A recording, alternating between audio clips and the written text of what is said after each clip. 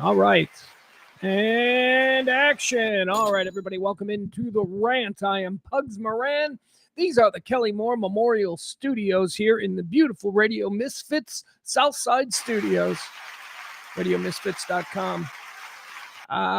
It's good to be back. We're doing a live show here for the first time since Wednesday of last week. The last two shows were recorded, and I don't think the recorded shows do very well.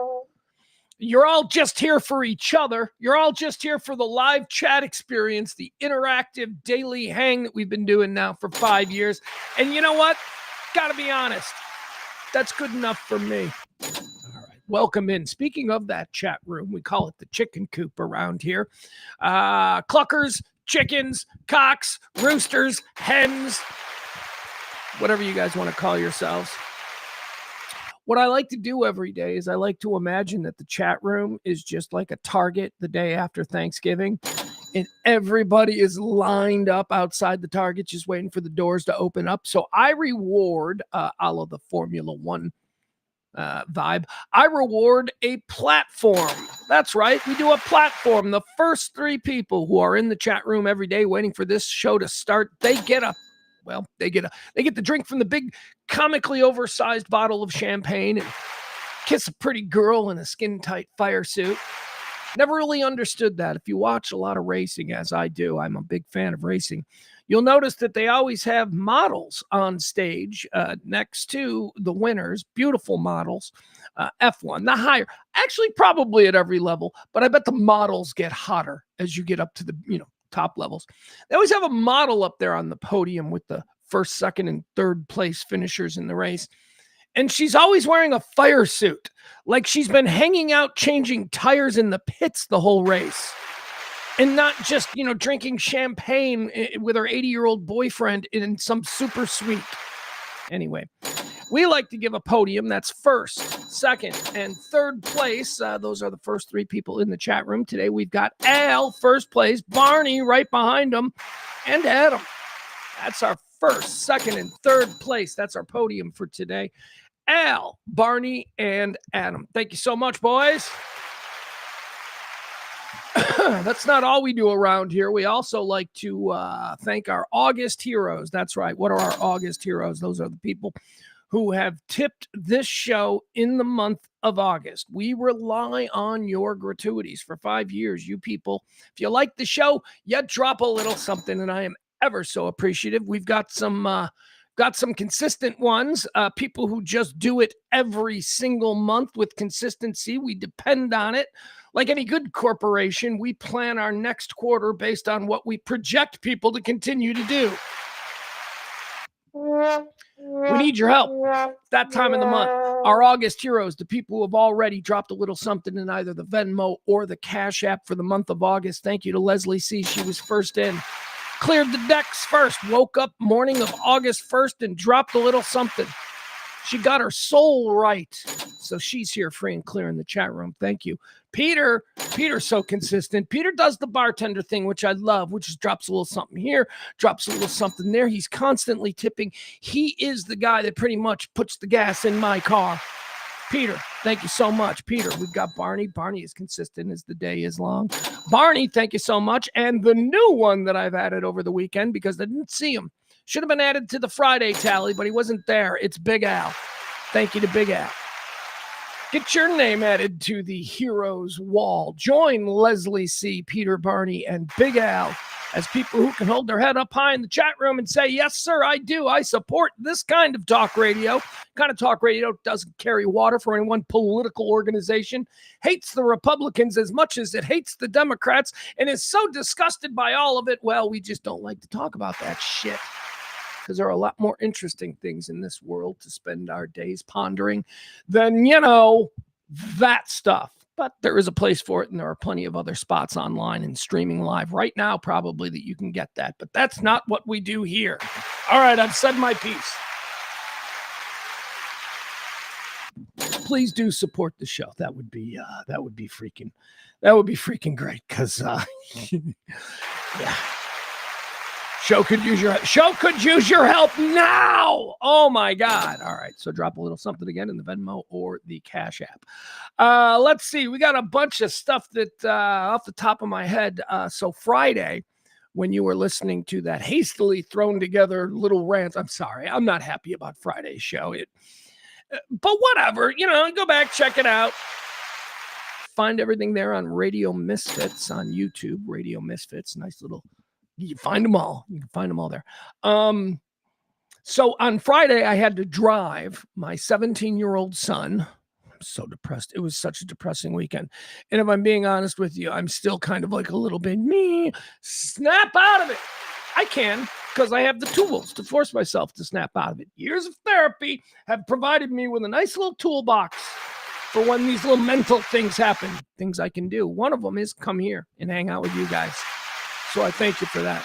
But I had to drive my kid home. Not home. Drove him to his grandma's. He is a Texan, born and raised in Texas. Says y'all and everything.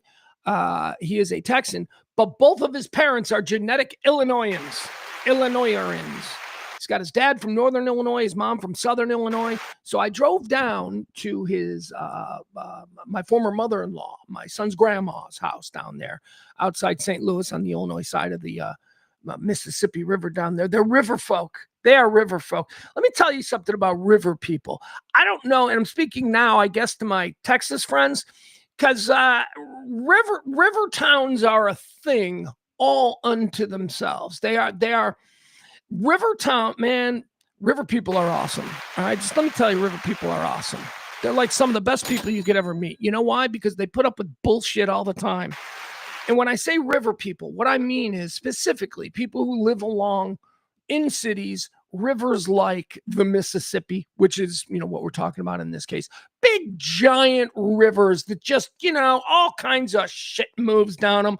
Very important arteries here, both economically, certainly in the United States, as a sort of, mid-central highway for things to move through Canada and all the way down to the Gulf of Mexico.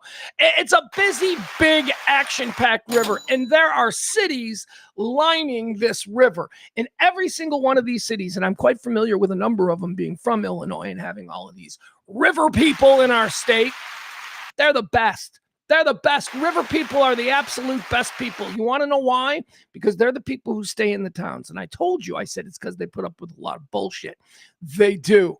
They are river people have such incredible hearts, even though their towns, and especially their little downtown area near the river, lined with bars and shit, puts up with so many transient vagrants. Oh my God, just people coming, they hop a boat or they work on a boat. They get off, they get into a fight in a downtown bar. Anyway, there is a distinction to be made between river people and what they put up with. River people, the people who live there, are wonderful. Some of America's finest people. That's why in 92, when the Mississippi River overflowed its banks, me and some friends were proud jump in our car to get down there and do sandbags, because river people are awesome. Come to Chicago all the time, especially the people from the Quad Cities. They like their Cubs. They're always here. You can tell the river people because they're nice. Anyway, so I'm down there. I drive my son all the way down to where his grandma Sarah lives down there, and hand him off to her. And she's now going to drive him the rest of the way to Dallas because, they're going to have a nice little, I don't know what it is. Anyway, it was cool. It was cool, and he enjoyed it. It was better than just putting him on a plane. He enjoyed it. So I get down there. I drop them off. They're, like I said, they're wonderful people. They're river people through and through. They're nice. I get down there, and I drop my kid off, and man, I'm feeling bad. It's always like, the first 5 minutes where you're looking at them in the rearview mirror as you're pulling out of their long river driveway, and you're like, oh man, all right, so. All right, I don't get to hug him again for a few months. That's sad. That's sad. Even though he's a little dick, we fought a lot, but he's 17. Of course we fought a lot. I love him to pieces. Let's get it straight.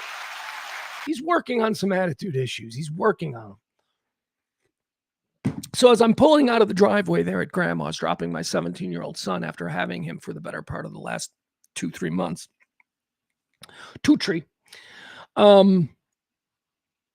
I see him and he's waving.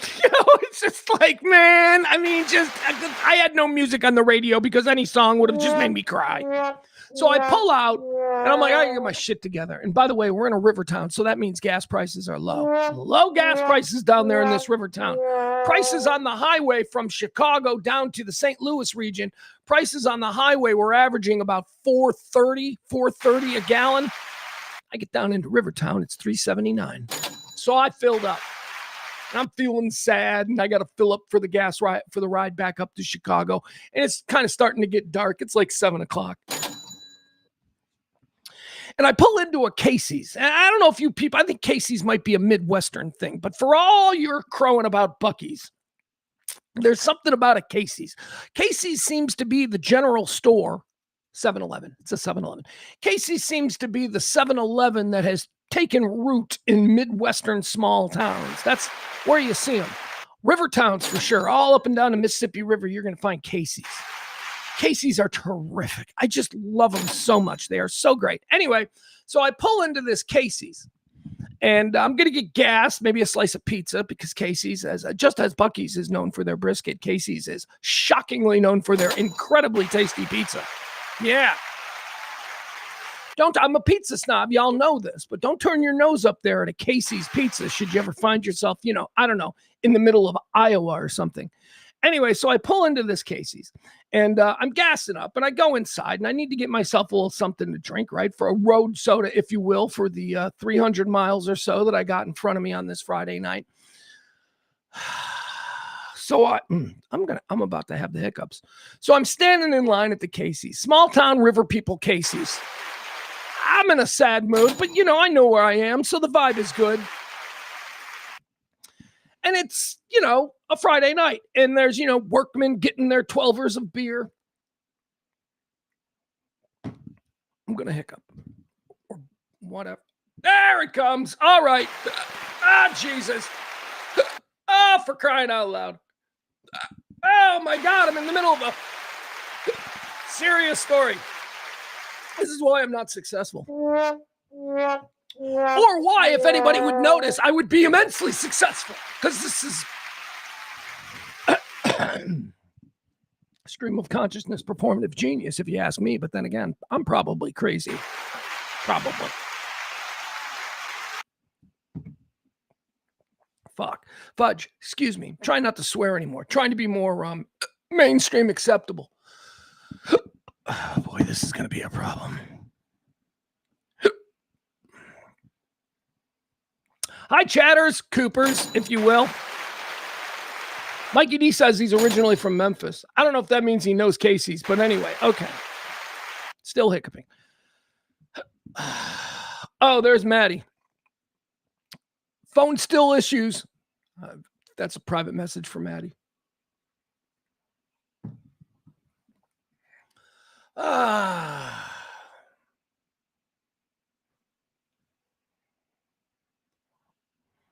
It's all a psychological thing. That's okay. You guys will wait. We'll be fine.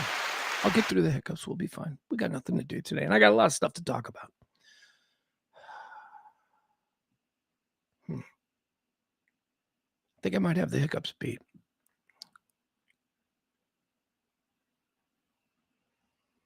Let me do some cold water.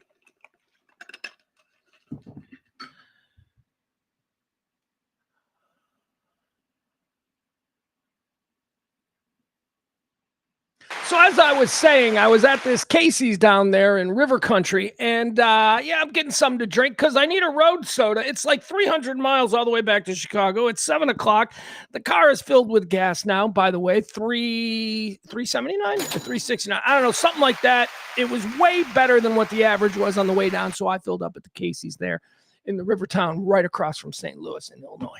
And I'm getting my soda, and there's people checking out, right? It's kind of a busy Friday night. There's guys buying beer, and there's kids buying candy.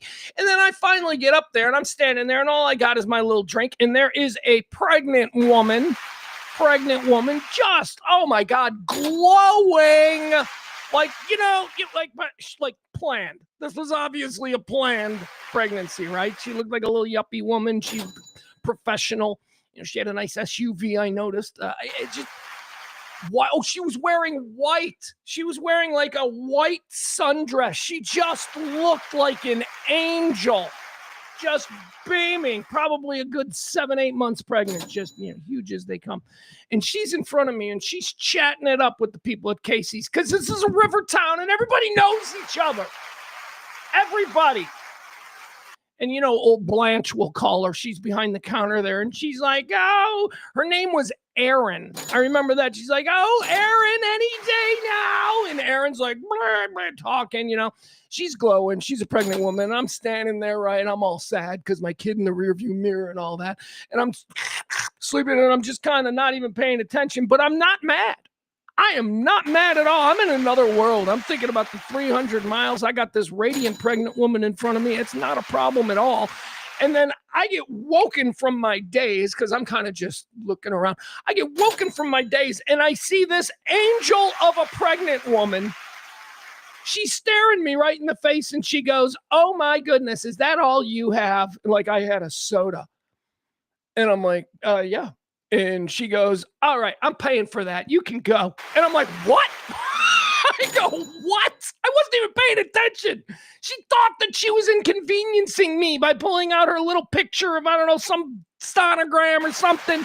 Meanwhile, I think it's all wonderful. And I'm just waiting in line just patiently. And she turns and she bought me my soda. Now, I know it was probably only like $1.29.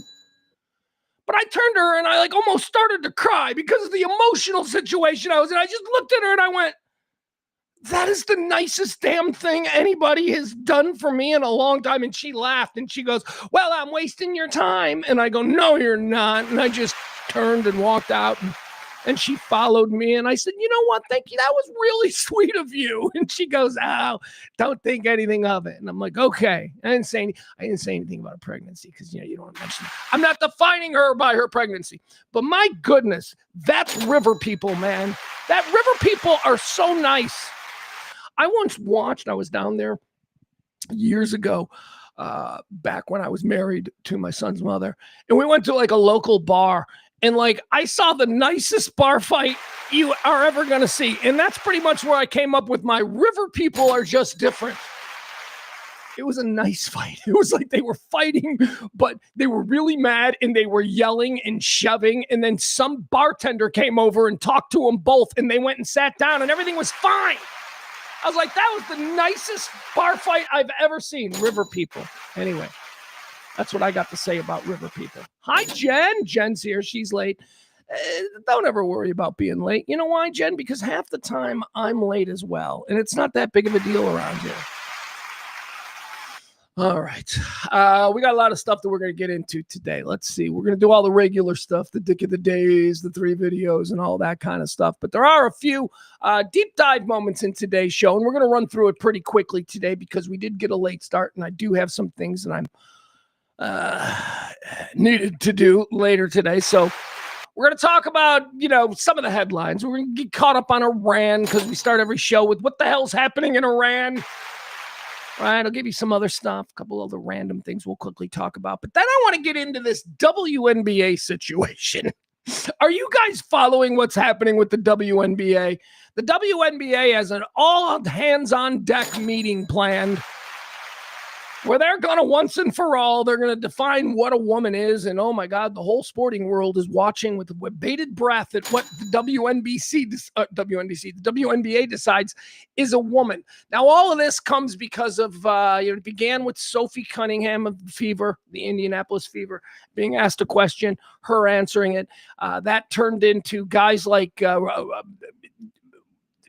Enos Kanter, Royce White, these troublemaking former NBA players declaring that they're going to make themselves available for the WNBA drafts. It's a crazy thing, but it is an interesting conversation. And from just a normal common sense point of view, we're going to try and tackle that.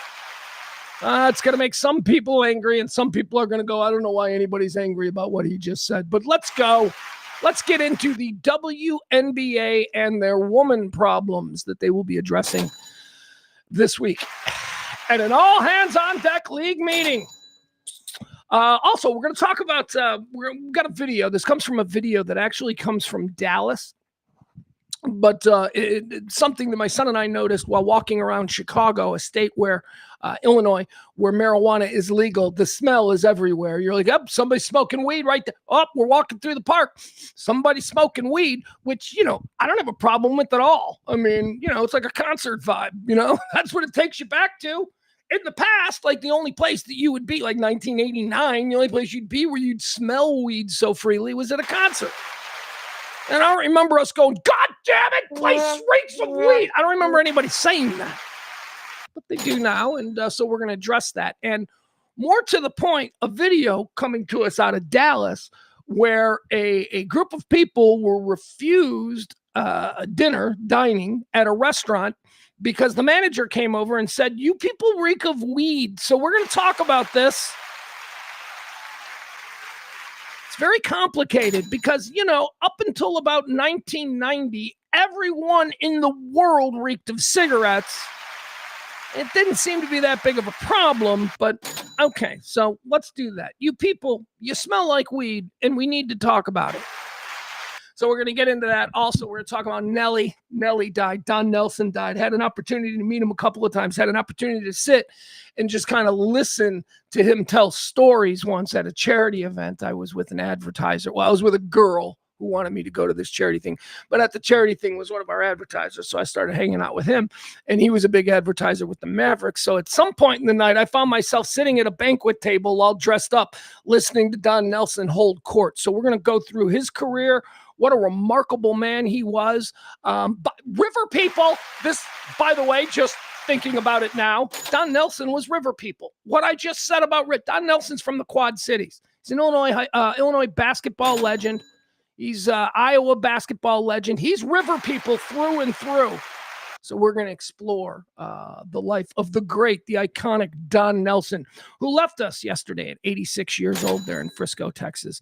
Dallas icon, Dallas Mavericks icon, basketball icon, basketball innovator, just when the names of the greatest NBA coaches of all time get mentioned, you don't hear him always at the top when they discuss the Red Auerbachs or, the Phil Jacksons or maybe Casey Jones. Even you don't really hear Don Nelson until you get to the second tier. And maybe that's because he didn't have championships, but that doesn't mean he shouldn't be actively discussed as one of the most important and best coaches in the history of the NBA.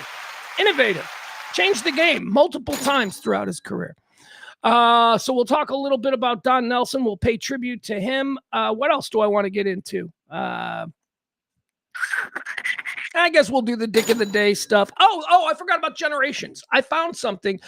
I've been talking a lot to my son while he was here about, when we fight, it's always a miscommunication between me and my son. It's always because something was misunderstood or the intent from me was taken wrong or the intent from him was taken wrong. Our fights are always a misunderstanding that then becomes an ego battle. So we had a lot of conversations about that. Boring shit that I won't bother y'all with. But, those are the kinds of things that we talked about communicating with people, how you can control these things. And a lot of it came down to us breaking down the different generations, like his generation, Gen Z, their worldview, what they see. My generation, Gen X, my experience with boomers, my experience with millennials, his experience with millennials. So we had a lot of conversations about that, and that led to me discovering something. I found something that is just terrific, and just in very simple sentences, it breaks down the driving forces behind all the generational cohorts that I say are currently ruining society.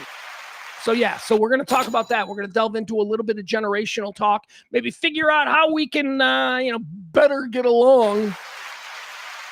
So we'll do that. That's fun. And then also we'll get into all the regular stuff, dick of the day, 3 videos and all that. But no breaks, all gas today because we got to move quick. Also, if I remember, I will tell you about a new show that I am all about and you folks ought to check out too. Okay? All right.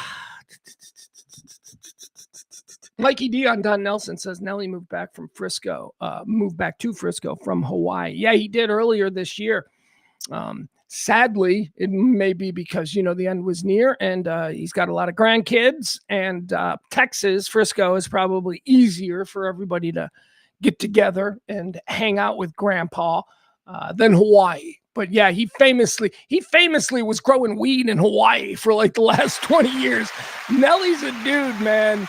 Nellie is awesome. All right, let's see here. First thing that we're going to talk about. Hold on, let me get back to where I need to go.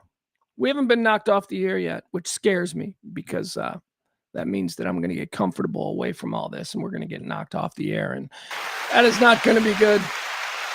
And then Maddie will have to text me or somebody will have to text me and it'll just be, it'll be nuts from there. All right, let's get started. Welcome to the rant for Monday, the 10th day of August, year of our Lord 2026. As I say, you can support this show by dropping something in the Cash App or the Venmo. Please, oh, please, God, have somebody support this show today. Okay, let's see here again, our August heroes, one more time, welcoming them before we get into our stuff. Let's thank Leslie C. She's the queen of the tips. She was in here first. Then we had Peter. Thank you, Peter. I am your happy bartender. Barney also helping us out, and the latest name to be added to the scroll of honor for the month of August, Big Al. Add your name. That's not enough names.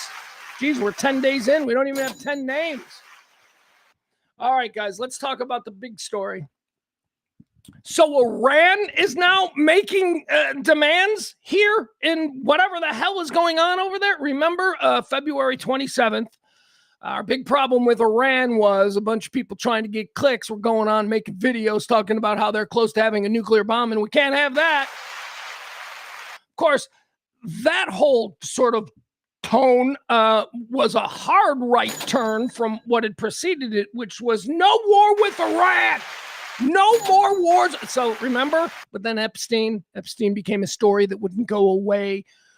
So we needed something bigger and we needed something to distract people. How about the threat of nuclear war in the Middle East? So yeah, we went to war with Iran on the 28th day of February, and that screwed everything up. Gas prices ever since have been skyrocketing. Our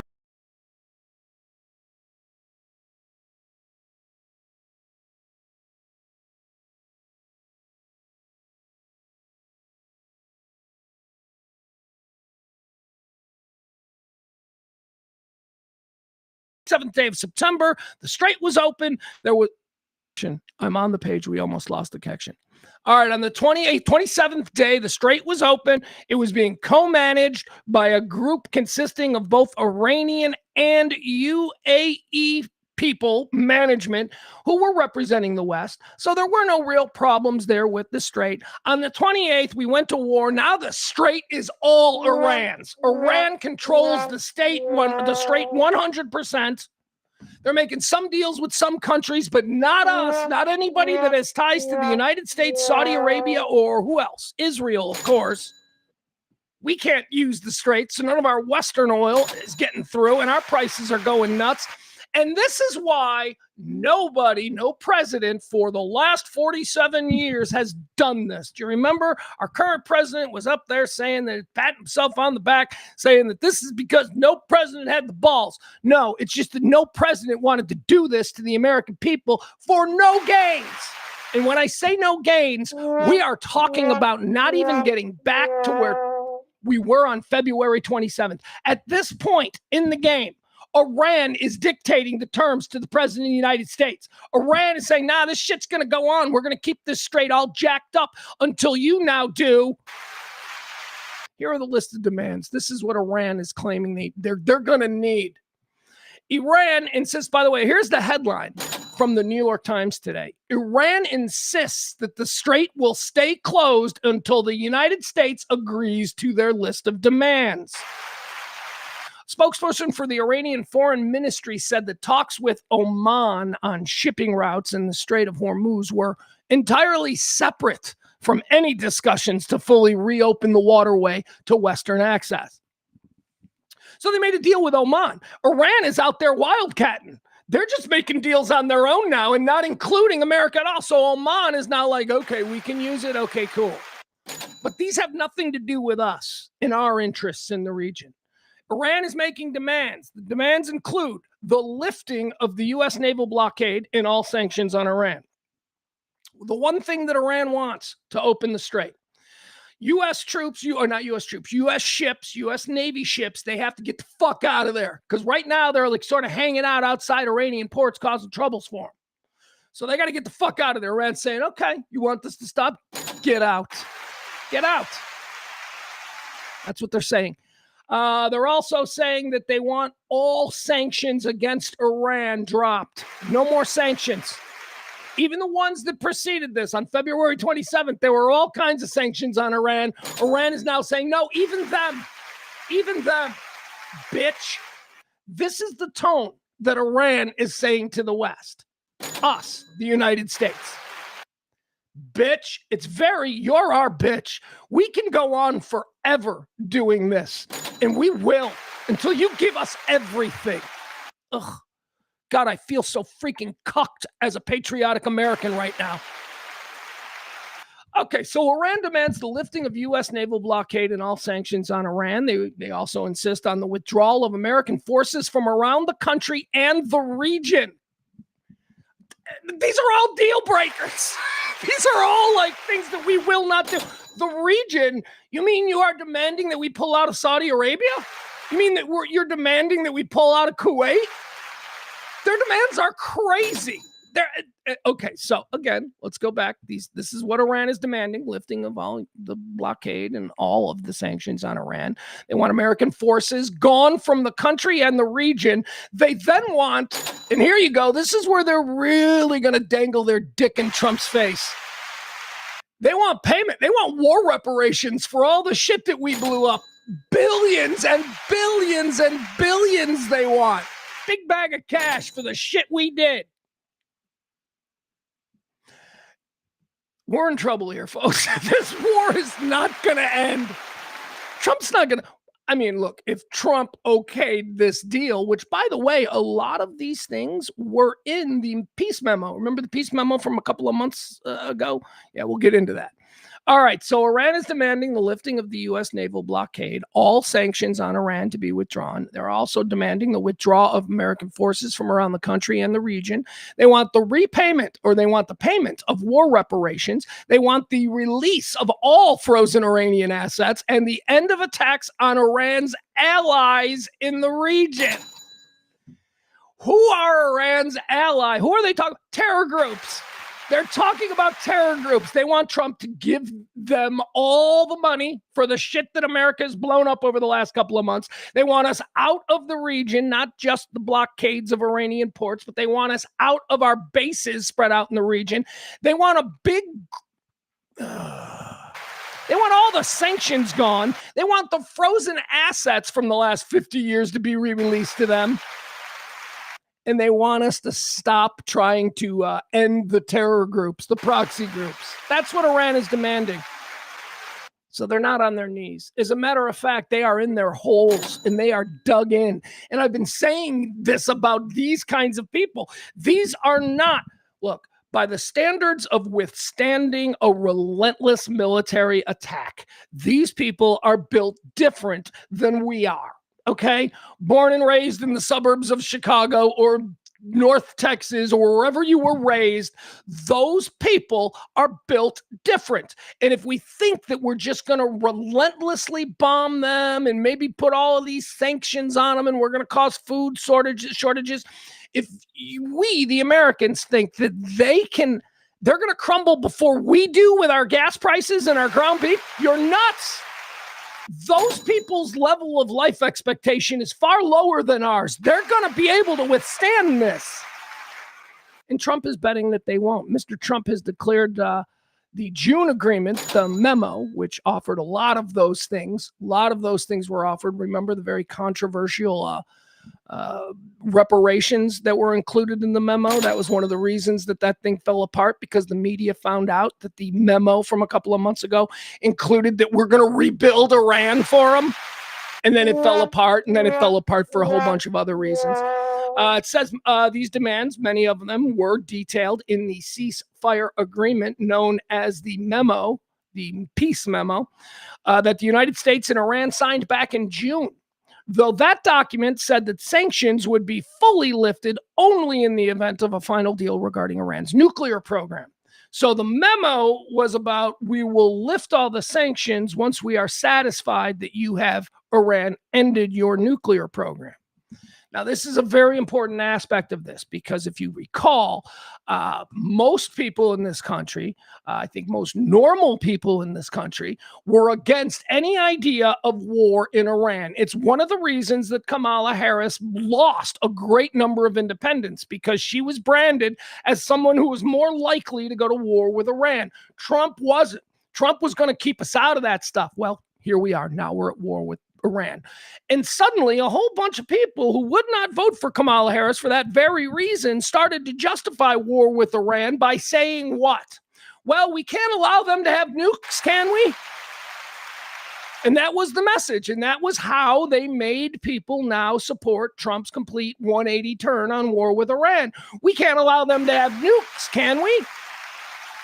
Then, of course, Trump himself came out and said in a press conference that, well, you know, if everybody else in the region has nukes, it's kind of hard to tell them they can't. Remember when he said that? So now he once again left all of his supporters out there when he changed lanes one more time. His supporters are now out there going, well, we can't let them have a nuke. To which Trump responds, well, if everybody else has nukes in the region, you know, Iran should have them too. He said that. And now here we are on the 10th day of August. And guess what? Nuke negotiations aren't even a part of it anymore. It's not even a part of it. Trump doesn't care about the nukes now. He just wants to be able to say, well, it's over and we won and they've been decimated. They have dropped all discussion. We were not asking for the end of their nuclear program anymore. The June agreement quickly fell apart. Mr. Trump has declared that deal is now over. And on Sunday, yesterday, he told Axios that economic distress and high inflation in Iran would eventually force Tehran to agree to his terms. Yeah, this is what I told you. Now we're in Afghanistan. No, not well, without the boots and all that. Vietnam without, horrible combat situations, but we are in a bit of a standoff now because Trump thinks he can starve these people out. And I'm telling you, you cannot starve these people out. Their life expectation is far lower than ours. What they will put up with is not anything that we in the West, born and raised in Ohio, could possibly comprehend. You get mad when a store you want to go to closes early. These people get mad when they send their kid to the store and it blows up. See, it's a different sort of level of what you expect out of life. But Trump thinks he can economically, for 47 years, there's been global sanctions against this regime. And now Trump thinks that he's going to be able to end this that way. Okay, cool. This is going to screw up the midterms for him. A number of other things have already done a great deal to help ensure that. But this really is going to be the thing with independent voters. This is going to be the thing that goes, oh my God. This guy got us into a thing in Iran that we can't get out of without looking like we made a huge mistake in the first place. That's where we are. The Iranian authorities, Trump has declared that the memo was over on Sunday. He then told Axios that economic distress and high inflation in Iran would eventually force Tehran to agree to a new deal. He didn't threaten any further military action against Iran, saying, quote, we're low-keying it. Like, this is a hot chick that he's trying to bang, and she's not interested in him at all. So now he's gonna low-key it with him. All right, we'll see how that goes. The Iranian authorities, they believe that they can withstand greater economic pain than the Americans can, who have midterm elections coming up in November to consider. At the end of a news conference on Monday in Baghdad, at the end of a news conference on Monday in Tehran, Mr. Baghai, he's a spokesman for the Iranians, said it was up to the American side to stop and compensate Iran for its illegal and destructive actions in order to talk about the next steps in any possible return to peace. That is what Iran is saying. They are saying, go kick rocks, America. You guys are looking like fools here. We're fine. Let's go, bitch. That's what we've gotten into. A situation where the only way that we can win is by dropping our nuclear bombs. That's the only way. That's where we are now. And you got to wonder, is this crazy MFer in Washington, is he willing to do that to get people to stop talking about the Epstein files? Jesus, I hope not.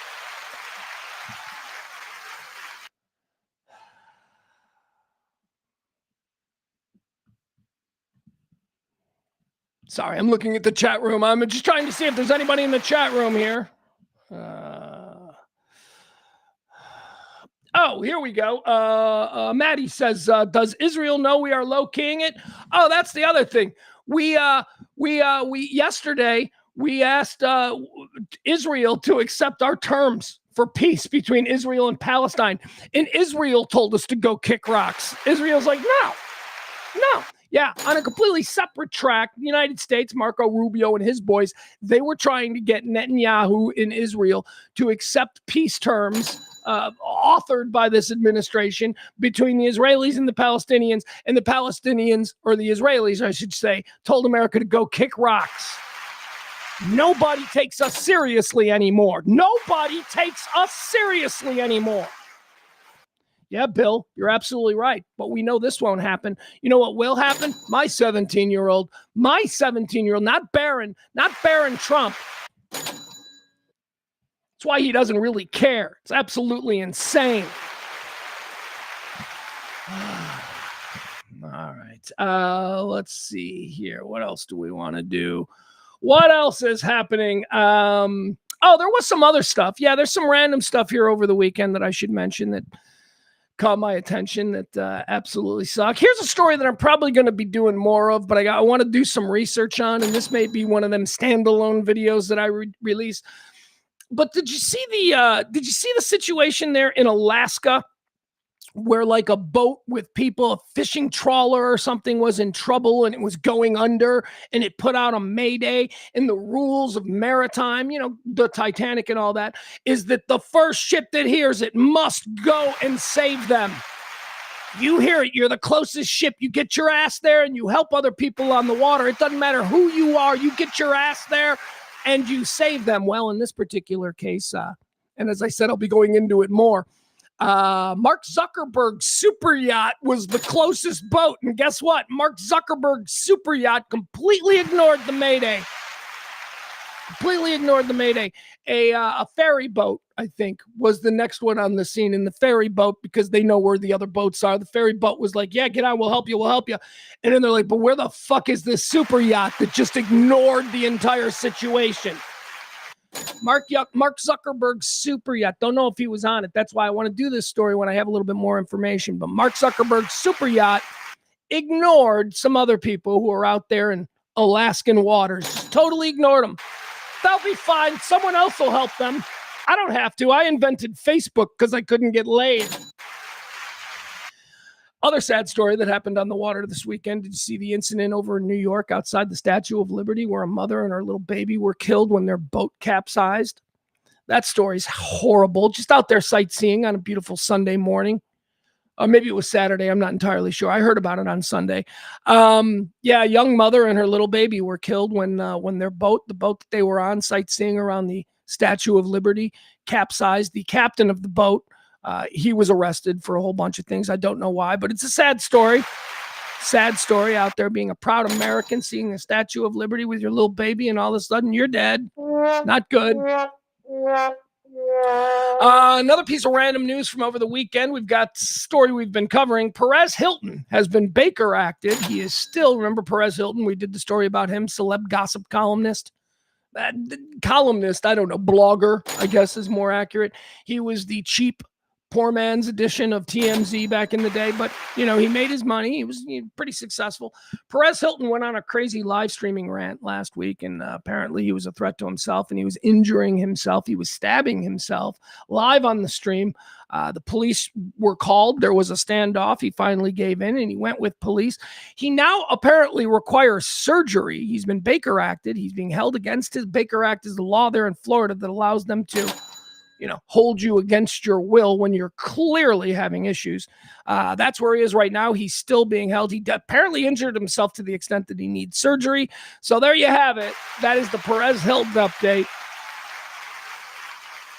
Sure, he's gonna get a lot of clicks when he decides to answer for all of this, and we look forward to seeing that. All right.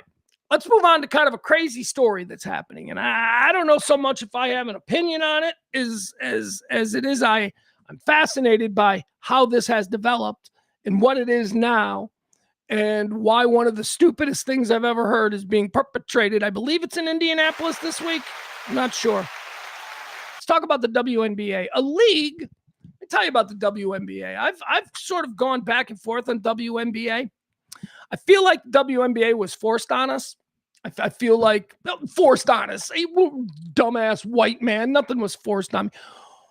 It was kind of. If you were used to ingesting or consuming, if you were used to consuming sports in this country for a very long period of time, the entirety of my life growing up, you watched things.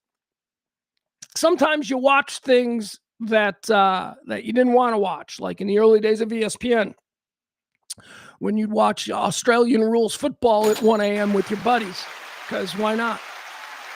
But then all of a sudden, they started airing women's basketball games. And I had a very low opinion of women's basketball. Okay, first of all, I'm not a great fan of basketball in general. I'm a great fan of the Chicago Bulls. I have my team, and I know everything about that team. But honestly, I don't watch Pelicans games. I don't even know if there's a team named the Pelicans. Isn't there a team? I don't know. I'm not. Mavericks, I know a little bit about. Some of the high-profile teams I have passing knowledge of. You're talking about the Lakers and the Warriors and the Spurs and, the Knicks.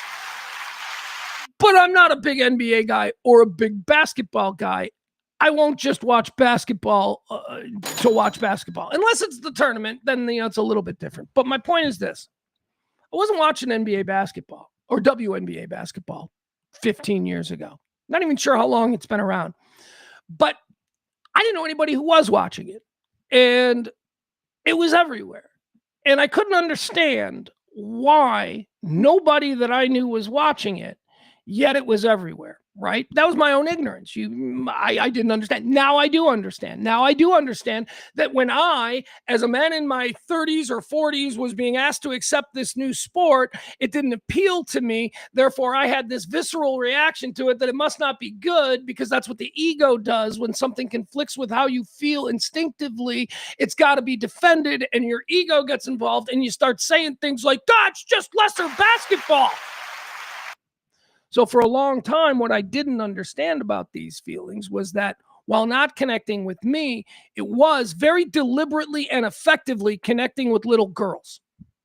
Little girls have taken to the WNBA. I'm sorry if, some of my more manly men in the chat room disagree with me, but it is true.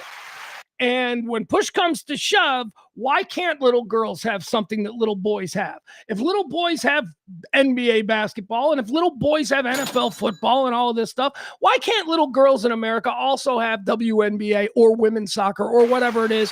I don't have a problem with that. I think it's nice. I don't have to watch it again. But I did in the early days feel like it was being forced, like it was being shoved everywhere. But now, of course, I realize that it was being shoved everywhere at the expense of people like me in order to connect with a different demographic. And that makes perfect sense. And so now I stand corrected. I will say this, WNBA basketball over the past couple of years has absolutely exploded, whether it's the Angel Reese and Caitlin Collins stuff, whether it's just the Caitlin Collins stuff, whether it's more recently the Sophie Cunningham stuff. There has grown an economy of WNBA cultural chat. There is a market for it. People are now organically involved in talking about the WNBA. So maybe it's time now that my middle-aged white man start giving it a little respect. So that's what I'm going to do. Okay?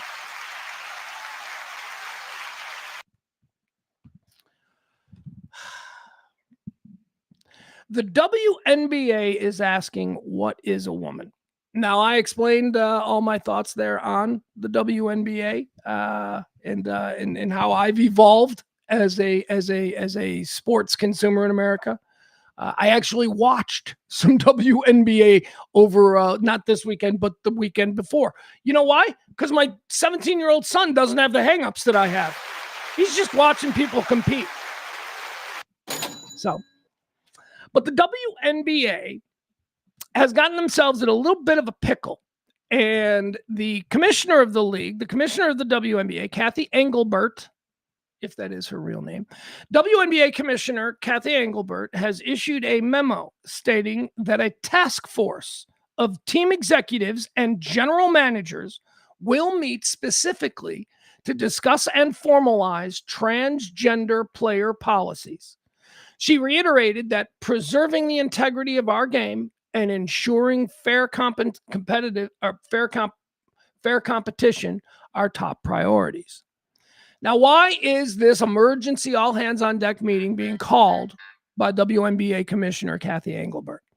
Because of a couple of things that occurred over the last few weeks, and it hasn't really gone away. It's been building and building and building. It all began with Sophie Cunningham. Sophie Cunningham, who is she the Pippin to Caitlin Collins' Jordan? Is that tall, beautiful blonde? Went viral a couple of weeks back with her pointing meme. She's a star. She's a star. WNBA is real. They're making real bankable stars. I don't know if Sophie Cunningham's good at basketball. I mean, she's obviously good enough to play with Caitlin Clark, so she's got to have something, right? I don't know if she's particularly good. Here's what I know. I know that she's the kind of person that, the league wants. Beautiful, articulate, all-American blonde girl out there playing. She was asked a question a couple of months ago now, I think, at this point, and she basically said that she's standing up for little girls. She doesn't believe that trans women should be allowed to play in the WNBA. A trans woman, somebody born biologically a male, right? When they got slapped on the butt and that first little cry came out, a little ding-a-ling went, right? Okay, that's a biological male, at least insofar as Sophie Cunningham, I think, believes it. She said that someone like that should not be allowed to play in the WNBA, and it has nothing to do with trans people or trans people rights. It has to do with her commitment to little girls and little girls having something, right? This goes back to what I just said at the beginning of this whole thing, right? But this is for little girls and we white men who just want to control everything. What do you mean it's not for us? What the hell? We sometimes feel a little bit viscerally passionate about this issue, but it's for little girls. And that's who Sophie Cunningham was talking about. Little girls who have a dream, little girls born with the little girl thing, who grow up wanting to have a career in professional sports and compete against other little girls. Because now we come to question 2 in this. Do you believe that a biological male who transitions to a female is going to have some unavoidable advantages when it comes to speed, strength, athleticism, dexterity, all of that, muscle mass? If you believe yes, as I do, and as I think Sophie Cunningham does, and as I think most normal people do, then you have to agree with her. And it's not about hating trans people. Everything, we don't do nuance. Every argument we have, if I am disgusted and want to see Netanyahu brought up on war crimes in front of the world, I am not an anti-Semite.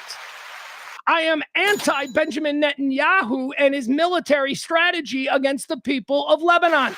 That's what I'm anti. Half of my friends are Jewish people, and a bunch of them feel the same way as I do.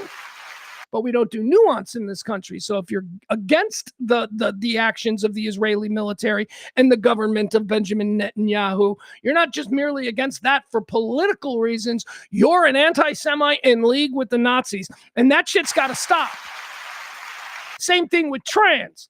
If you are like me or Sophie Cunningham and you see WNBA as this thing for young women and little girls to aspire to and, try and make it just as boys have with any number of sports, then you must defend that.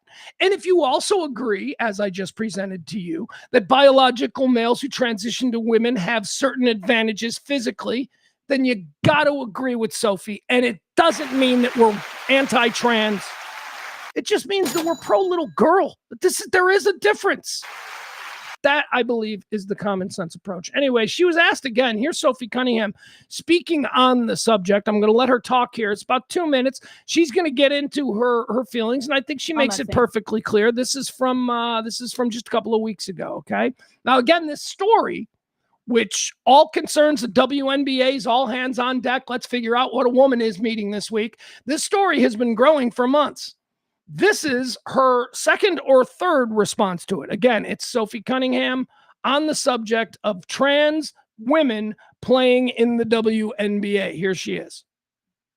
Same vein, in that story with ESPN, you talked about wanting to protect young girls who shouldn't have to go against biological men. Just can you expand your viewpoint on that? I mean, I think I said what I said. I think it's kind of common sense. And I think I'll always believe in that. I think it's really important to protect children. And that's little girls who are also involved in that category. And so I stand on what I said, and I always believe that. Yeah. Do you see your advocacy on that, like taking any form going forward? You know, I don't know. I'm not a very political person, but I do have beliefs. I have morals, and I'll always stand on those and be true to who I am. And I think people are going to take it how they want to take it, but I've never even really said anything about that. And so when it comes just to protecting young girls in sport and women in sport, I feel very strongly about that. I think that's why you have Title IX. That's why you have some of the greats in women's sports. If Title IX and women's sports weren't protected, then you wouldn't hear about any type of women in sport. And so I think in the future, it's just really important to protect. Do you think, I guess, along the line like that, it goes against perhaps some people might say, hey, for the trans community, this could be something that could come back on us or be targeted against us? Like, how do you, I guess, view that sort of critique? You know, like I said, I extend love, and I don't dislike anyone. Like, I think there is room for absolutely everyone here, and I think there's room to love everyone. And I truly think when you get people in the same room and you have conversations, you actually have a lot in common with a lot of people. And so I'm there to love, but I'm also there to love biological women, and I think that there are rights that need to be protected. And like I said, I'm going to stand true to that. I'll never falter in my beliefs in that, but I have never once said I hated the trans community. Like I said, I think there's space for everyone. Sophie, what about Connecticut today? All right, there you have it. That is Sophie Cunningham. Yeah, you know, I think Indianapolis it's been so Fever. Shut up, Sophie. Making her feelings perfectly clear on the matter. When I hear that, I'm struck by, and again, this having to do with our lack of nuance, us only wanting, you know, absolutes, absolute demon, absolute angel. Libtard. Try not to say that word. Apparently I can't say that word. Liberal, MAGA. We don't do nuance. It seems to me that the women who in this era are standing up for little girls are being demonized simply because we don't do nuance. She has to be, Sophie, in order for her, you know, message to be of worth to the opposition, she has to be evil, she has to be MAGA, she has to hate gays, she has to hate, all of that stuff. That's what she is because of what she said. I didn't hear any of that in what she said. What I heard was not poor girl, I mean, but you know, empathy. I have empathy for her. What I hear is a girl who is in a position where she can't win, and she's doing her best tightrope walk to try and not offend people while also being an advocate for young girls and girls in sports. And again, having the belief that young girls, during all this hype about, you know, trans assimilation and making them a normal part of society and all that, which is fine, but in all of this talk, little girls, in the view of many women athletes, are the ones who are being sacrificed. Little girls in their dreams of competing against other little girls of like biology or whatever, those little girls are the ones that we are so comfortable saying, yeah, you know what, they'll be fine, but let's let the girl who used to be a man be the state champion hurdler, huh? I don't mean to put it so coldly or callously, but that is kind of how it rings to a lot of people, especially, and I've got a number of these girl dads. Girl dads are the ones that are having the hardest time with this, because any man who says anything about this is immediately called, you know, anti-Semite. But what about the guy who's just looking out for his little daughter? I've had this conversation with a friend of mine whose daughter is a two-time Illinois State swimming person, and that's the reason, champion, and that's the reason we've had this conversation, because of the Phillips story with Leah, whatever that story was, out of Penn State a couple of years ago. So we've had this conversation, and he's a good man, and he is not in anyone's definition MAGA or a conservative. He's a very progressive Democrat. Known him all my life. And he has real strong feelings about his daughter and the idea that she might lose out on things that could get her scholarships or get her on Olympic teams or any kind of international global touring teams for her swimming prowess. He's very actively aware of the threat to her dreams simply because of this cultural moment of now, which I think is not being viewed through a common sense lens. I think in 20 years, we will look back at the conversations that some people are having about trans individuals and how we assimilate them into normal society. These conversations are going to seem really ugly and really stupid. Like, what the hell were you people thinking? And Sophie Cunningham is somebody who's standing on business, as she says. This is for little girls. Okay. So after that story wouldn't go away, then we had, let's see, it says, okay, so let's talk about what the WNBA rules actually say. What do they say right now about trans people playing in the WNBA? The rules say neither player is expected to actually be allowed in, okay, blah, blah, blah. According to Article 13, Section 1A of the WNBA Collective Bargaining Agreement, only players who are women are eligible to play in the NBA. Crucially, the current CBA does not explicitly define that word woman, nor does it detail requirements for hormone therapy, testosterone thresholds, or mechanisms for self-identification. All right, so what that means is they sort of dodged a bullet because they weren't in the spotlight on this. So the CBA simply says you have to be a woman to play in the WNBA. Now, this week, the emergency meeting that's been called by Commissioner Kathy Engelbert will address what a woman is. What is a woman? The argument by a lot of people are saying that if, in fact, the CBA intended for trans women to be allowed to play in the league, that there would be some explicit mention of things like hormone therapy thresholds and testosterones and all that kind of stuff. And because there isn't, people are saying, well, they never wanted to have trans women in there in the first place. Now, if after they meet, they release an addendum to the collective bargaining agreement that actually does have these kinds of thresholds for treatments that pertain exclusively to people transitioning, well, then they're going to have some trouble. But that's what we're going to find out this week. Now, why is this happening now? Because it follows heated weeks and weeks of debate inside the WNBA surrounding trans ex-athletes. It was sparked by the Sophie Cunningham incident, part of which I showed you just there in that little clip. This has caused two former NBA players, a couple of troublemakers who are weirdos, but two former NBA players have now claimed that they will be entering the WNBA draft, because what is a woman? In this permissive society, they both seem to believe anybody can claim to be anything anytime that they want. So Enes Kanter, former NBA troublemaker, and Royce White, former NBA troublemaker and current troublemaker, political rabble-rouser Royce White, both of these people have declared their eligibility for the WNBA draft. Enes Kanter says this: my team and I have carefully examined the WNBA's eligibility criteria and governing framework surrounding self-identification and inclusion. Based on the current guidelines, I can and am officially declaring my eligibility for the upcoming WNBA draft, says Enes Kanter.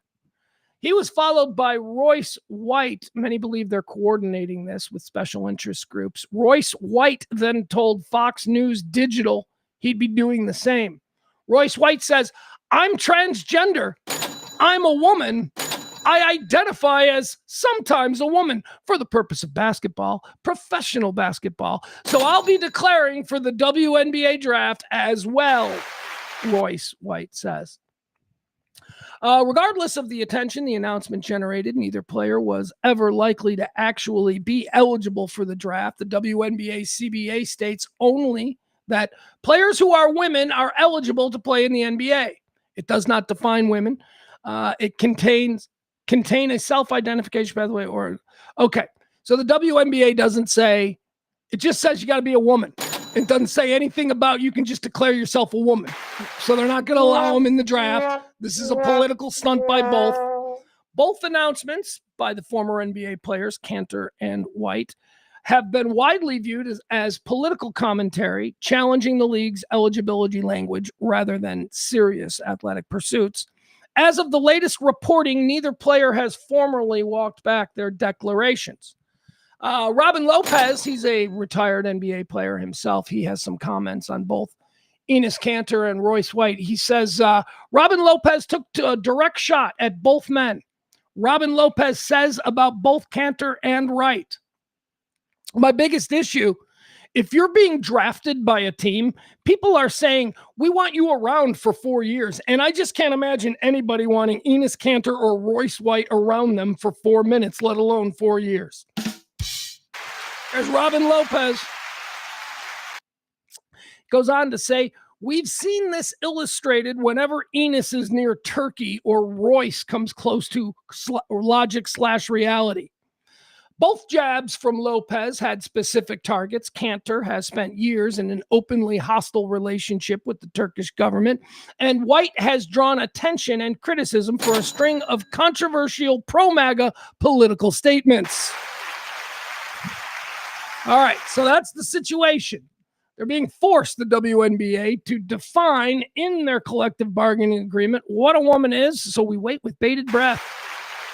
How exciting.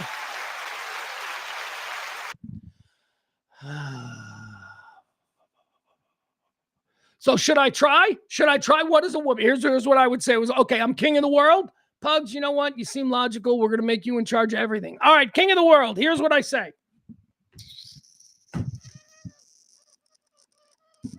If when you're born, the doctor pops you on the butt and your little ding-a-ling goes like this, you can't play in the WNBA. Next. Oh, but now you're persecuting trans people. No, I'm not. I'm not persecuting trans people. Why don't they start a trans league? I'd be all for that. I got no problem with that. Start a trans league. It's not the same thing. We're the same. No, you're not. No, there's men and men and women are not the same thing. And then there's trans people who are somewhere between, and they're not the same thing. We're all different. What are you saying, Pugs, that there's 3 genders? There are now. There didn't used to be. Like my whole life growing up, there wasn't, but shit changes, and yeah, there's 3. There's men, there's women, and then there's trans. No, there's actually 12 within the trans. All right, shut up. Jesus, I give you an inch and you try and take a mile. I am willing, as king of the world, to accept your place and be fine with it. Got no issues. But yes, I don't think you should be allowed to compete again when you're 15. I don't think so. Because that's really what we're talking about here. This is not all happening at the highest level of competition. This shit is happening at schools and communities all across America. People are, as I said, accepting that we now have 3. We've got boys and we've got girls and we've got the other thing, which is fine. They're wonderful. No hate. But they must be treated distinctly. All right, let's see. No, not a chance I'm going to jump in and talk to Adam. Not a chance in hell. Not on this subject. No Adam, no Barney. We're not talking. I've said my piece. You people deal with it. All right. Here's a fun one. You people reek of weed. Do you people realize how much you reek of weed? I'm not talking to anyone specifically here in the chat room. I'm talking about weed people. Weed people who, especially those who live in states that have legalized marijuana, like here in Illinois. You people reek of weed. Even in states where you don't. Now, here in Illinois, a lot of people, you see them complaining all over the internet. They're like, you can't go for a walk in Chicago without it smelling like weed. Since when are we singling out shit that smells while walking in a big city? What What are you worried that you can't smell the sewage anymore? Walking by the lakefront and you can't smell the dead fish. Instead, you're smelling weed. This is such a bullshit thing. People just like to complain about stuff. The smell of weed is present. That's what I'll say. Present. Is it invasive? No. Is it something that like, oh, I'm going to get high and I can't? No, it's not like contact buzz level. But you can smell it. It's a pungent odor that carries, and, people seem to have a big problem with it nowadays. Which is interesting to me because I grew up in the 1970s and 80s when everybody, even babies, reeked like cigarettes. Nobody had a problem with it. People weren't like, everything smells like cigarettes. And then they got rid of it all because I guess somebody was complaining that everything smelled like cigarettes. And now we don't have cigarettes anywhere. But don't act, you little delicate flower. Don't act like, you just my delicate senses are so affected when I walk because I smell marijuana. First of all, shitheel, it's legal. Okay, so shut your mouth. What are you getting at? Do you do this when you're like an old man is smoking a pipe? Are you like, oh God, all these old men smoking a pipe? No. Let's get one thing clear. The smell of burning marijuana as it wafts through the night sky is not a gross odor, okay? It's something that smells a certain way, but it's not gross. It doesn't smell like farts. It's like, oh, somebody's burning something in their backyard. Stop it. Now, that's a different thing. That's a different thing, walking around and smelling it and people getting upset about that. There is a very real problem with you people just walking in places reeking like weed. And when it's been in your clothes for like weeks and weeks and weeks, it starts to smell, well, funky, or more accurately, skunky.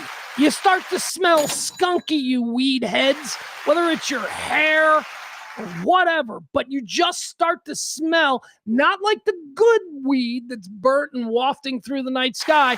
You're smelling like dank, skunky weed, and it's very pungent and it's very powerful, and you people have no idea that you smell this way. You just don't. Why?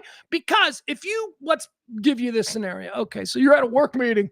We're going to work. We're going to meet at we're going to have a lunch meeting at work. We're all going to get together at the local Applebee's, and we're going to talk about fourth quarter projections.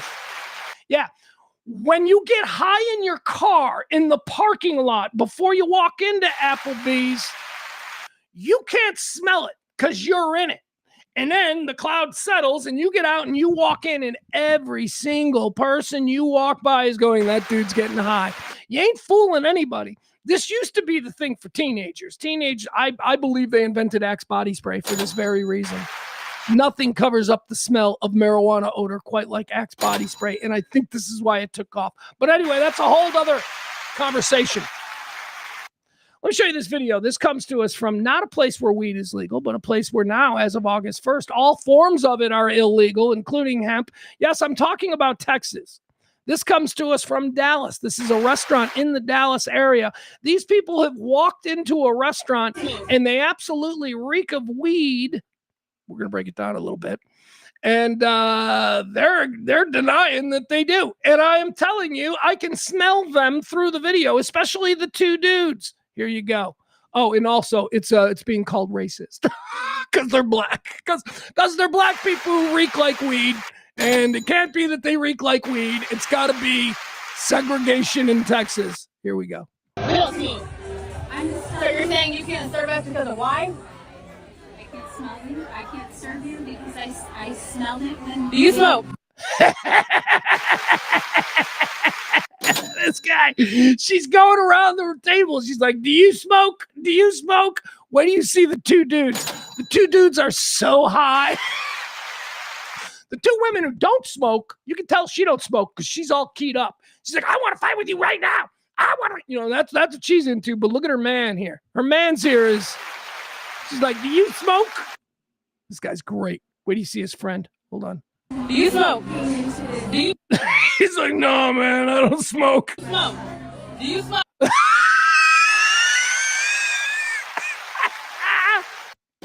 No, homeboy don't smoke. He don't smoke.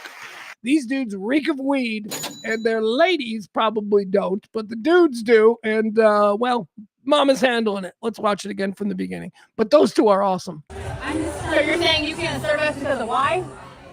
I can't smell you. I can't serve you because I smelled it when. Do you smoke? Came into the, Do you smoke? Do you smoke? I don't smoke. I can only go off of. You're going off of what? You're going off of what? You're going off of what's your name?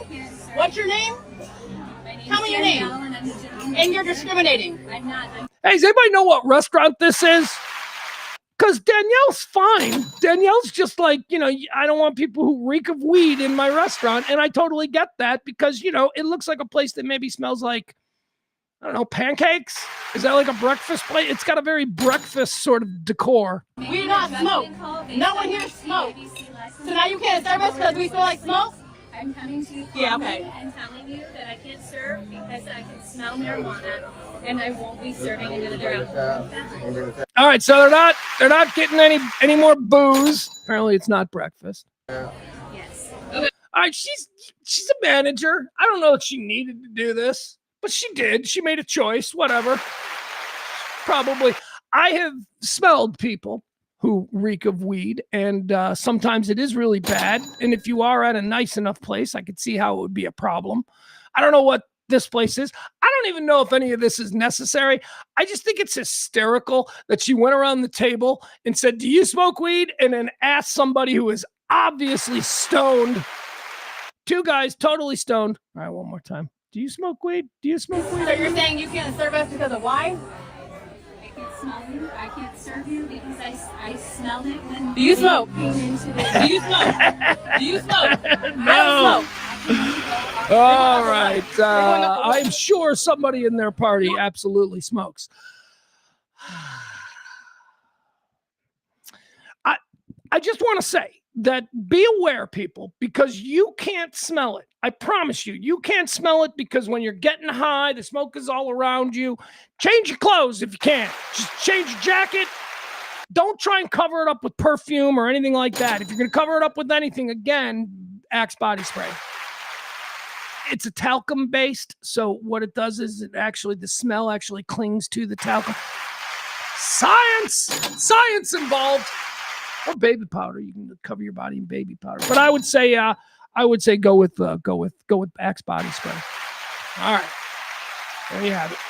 You people reek of weed, and somebody, I'm sorry it had to come to that where they were embarrassed at a restaurant. But you people reek of weed.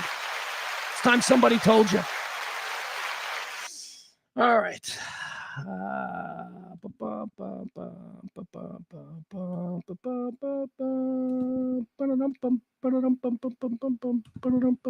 Okay, hold on. I'm just looking for something.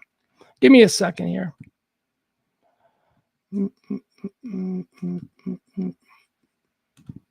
Hold on.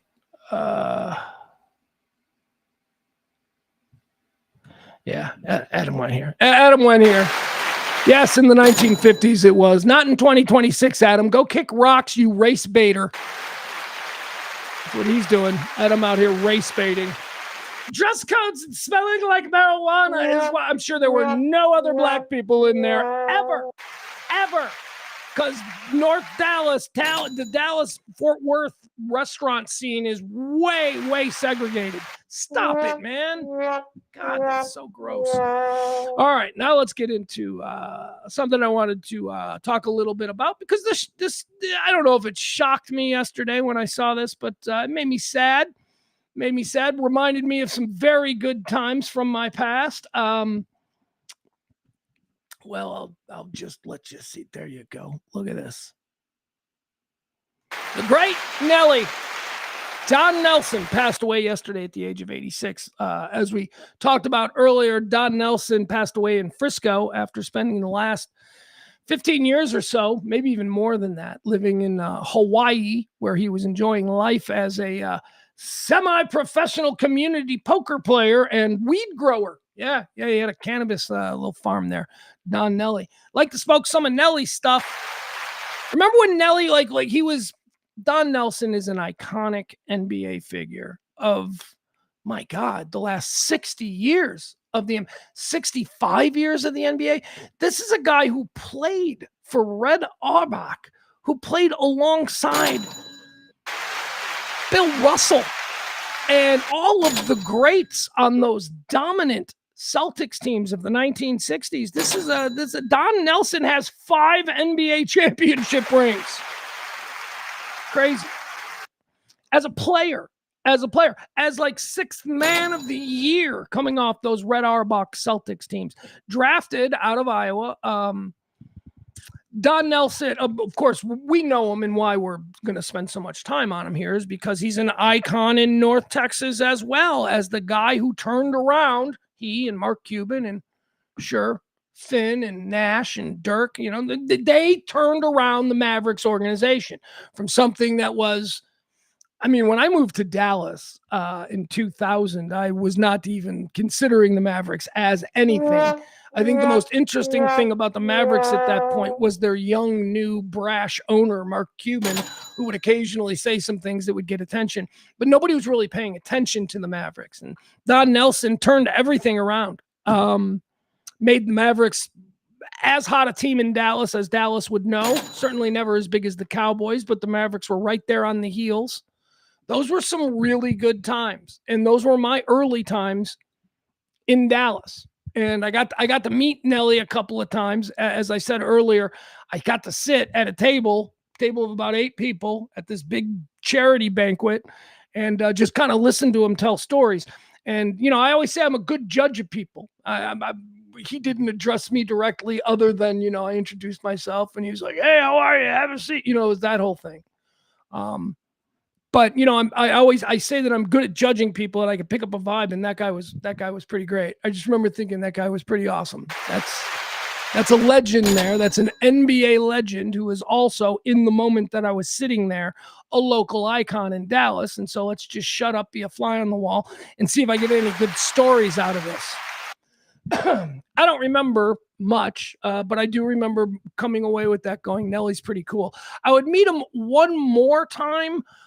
This was at a Mavericks corporate event. Mavericks had bought time on our station, so we all had to go, and, you know, that's where we met a bunch of people. Anyway, I always thought he seemed like a really wonderful guy. You know, despite the fact that I have sort of preconceived notions about most people who go into coaching and who have success at high levels, most notably my hatred of football coaches. But Nellie wasn't really in that, not in that like leader of man, asshole kind of a thing. He always seemed to have a lightness about him, a funness about him. And as I said earlier, as I pointed out, Quad Cities. He's a Quad Cities, Illinois, Rock Island guy. Rock Island, Illinois high school basketball legend. Has that river people vibe. The Quad Cities are the 4 cities that make up the Mississippi River region there, just about 150 miles outside of Chicago, the Quad Cities. River people are awesome. And Don Nelson certainly seems to have carried himself with the blood of a riverman his entire life. Standout high school basketball player, standout college player at Iowa, had an incredible career in the NBA, as we told you, or initially drafted by the Chicago Zephyrs, which was Chicago's first professional NBA team. Chicago Zephyrs would move to Baltimore and become the Baltimore Bullets, who would now become the Washington Wizards. So that's who drafted Nellie back in, I want to say, 1962, 63, something like that. He would bounce around the league as a player, played with the Lakers. Then he would end up with the Celtics on those Auerbach teams, 65 through like 69 or something like that, where they won a whole bunch of titles. He's got 4. He's got 4 rings. Then he would go into coaching, and, you know, that's where the innovation started. Hold on. Let me go through some of these things that Nellie, what am I doing here? We're not even showing them. I'm like over on a different page. We should be looking at the great Nellie. Look at him. Here he is.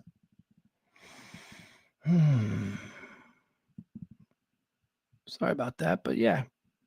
Here's who we're talking about. Look at him with that smile.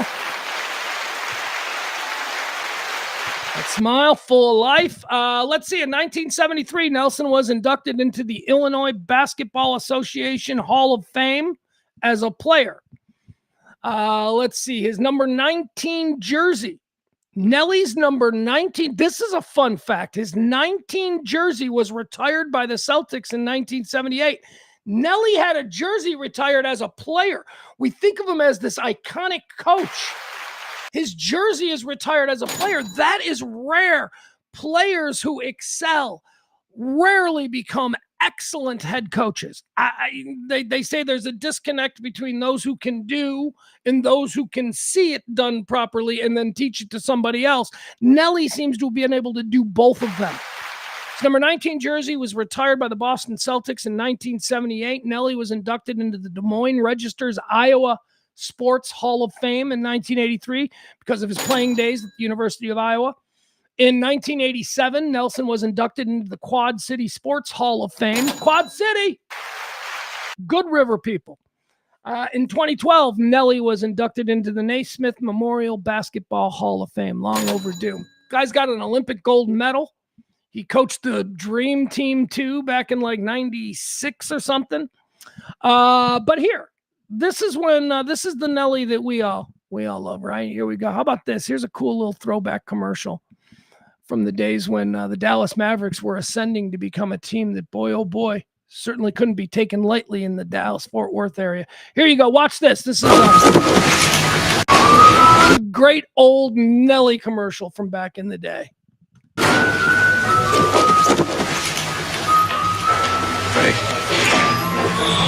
Guys, come on. Tariq, two to a block. Entre le bloc. Nahara, Kemoves. Nein, Nowitzki, nein. Valencies an Ball. Ich dachte, es soll schießen. Schießen.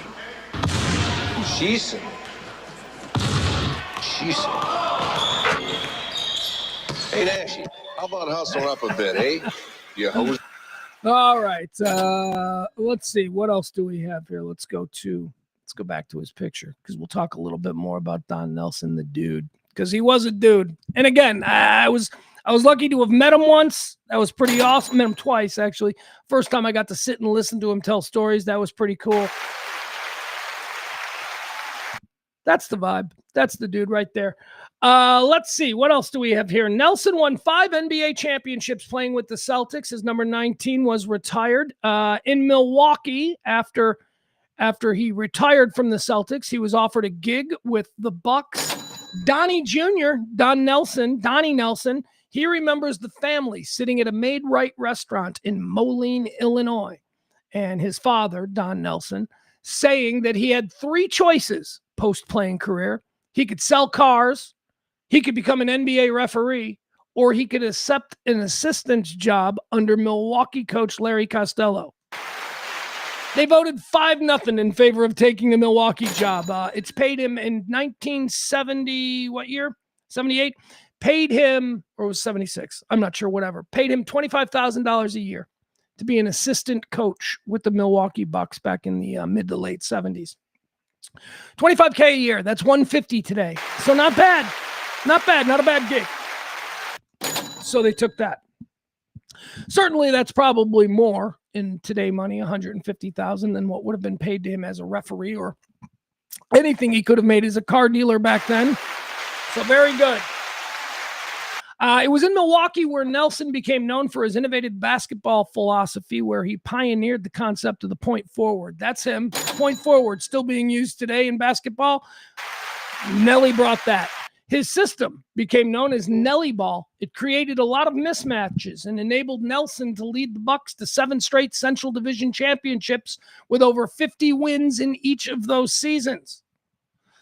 Nellie earned NBA Coach of the Year honors in 1983 and again in 1985. For 7 straight years, he finished his Bucks no worse than second best in the Eastern Conference.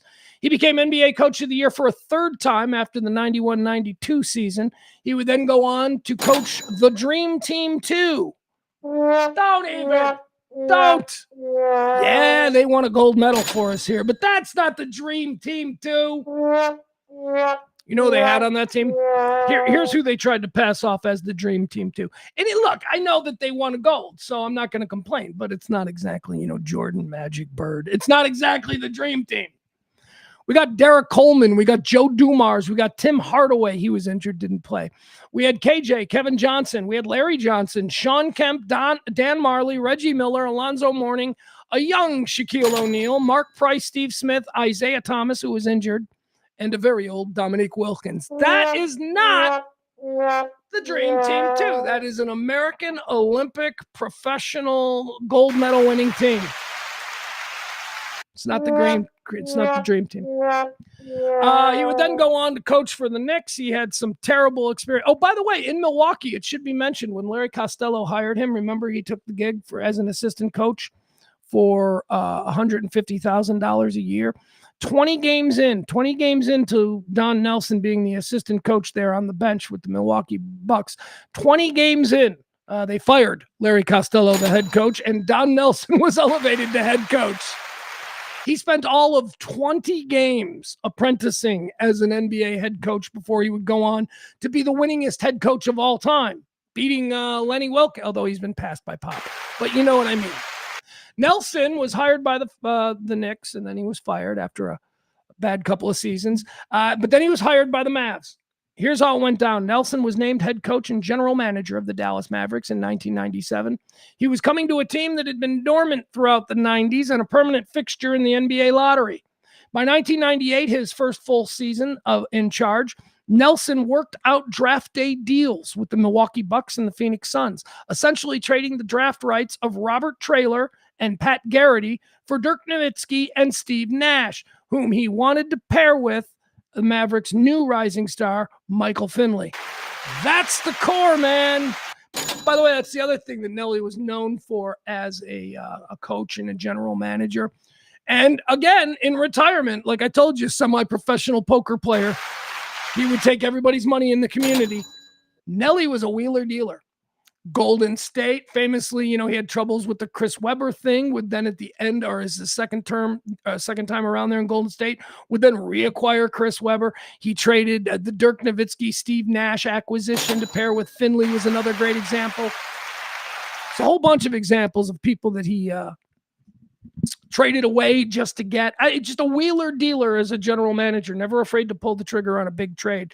Nelson was named the head coach and general manager of the Mavericks.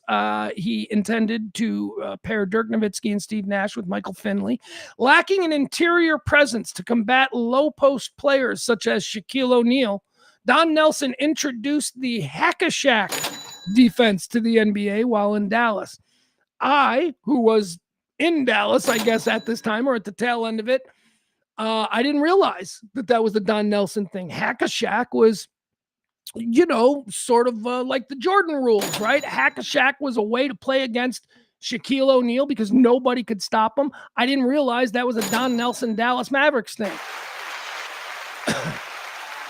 Let's see here. He instituted the hack-a-shack defense to the NBA while in Dallas. In 2004, during the offseason, Steve Nash was offered a max contract by the Phoenix Suns. Despite Nelson's insistence on matching the offer, Mark Cuban declined and Nash accepted Phoenix's offer. Nash won consecutive MVPs with the Suns the following 2 seasons. On March 19th, 2005, Nelson stepped down as head coach of the Mavericks, naming Avery Johnson as his successor. Nelson retained his job as Dallas's GM until after the season when he named his son Donnie Nelson GM. Let's see. The Mavericks reached the NBA Finals the following season, though they would lose to the Miami Heat in 6 games. Oh, I remember that. Thought we'd never get back. And then we did. That was fun, man. I was legitimately a Mavericks fan for about 4 or 5 years, and that was fun. What fun times. Nelson has spoken fondly of his time in Dallas, but admitted that he lost interest in remaining with the team when they did not re-sign Nash. In 8 seasons with the Mavs, Nelson had a 339 and 251 record. That is a .575 winning percentage. On December 29th, 2001, NELLIE became the 3rd coach in NBA history to win 1,000 games behind Lenny Wilkens and Pat Riley. NELLIE won his 1,300th game on February 21st, 2009, joining Wilkens as the only coach to pass this milestone. Nelson defeated the Minnesota Timberwolves on October 7th, 2010, achieving his 1,333rd career win and passing Lenny Wilkens for first all time on the list of NBA's winningest coaches. Wouldn't last long. Pop would get it, but there you have it. Don Nelson, not only just a cultural icon there in North Texas because he became such a part of the fabric of the sports DNA of that town, but what maybe we didn't realize, certainly I didn't, just an absolute NBA historic figure. When you think, just think for yourself about who Don Nelson was. Just a kid who came out of the Quad Cities, farm boy, a pig farmer, he described himself as.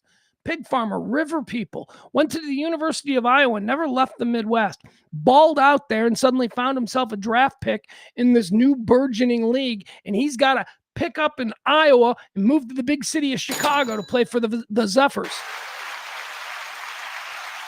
Bounces around a little bit in the early 1960s era of NBA basketball when these people, they didn't even know if this was a real league or not yet. Yeah, some big market teams were making money. They were making money in New York and they were making money in Boston and Philadelphia. But, was the league really something that could succeed coast to coast? There were no superstars yet. There was a dominant team, the Boston Celtics, but that was about it.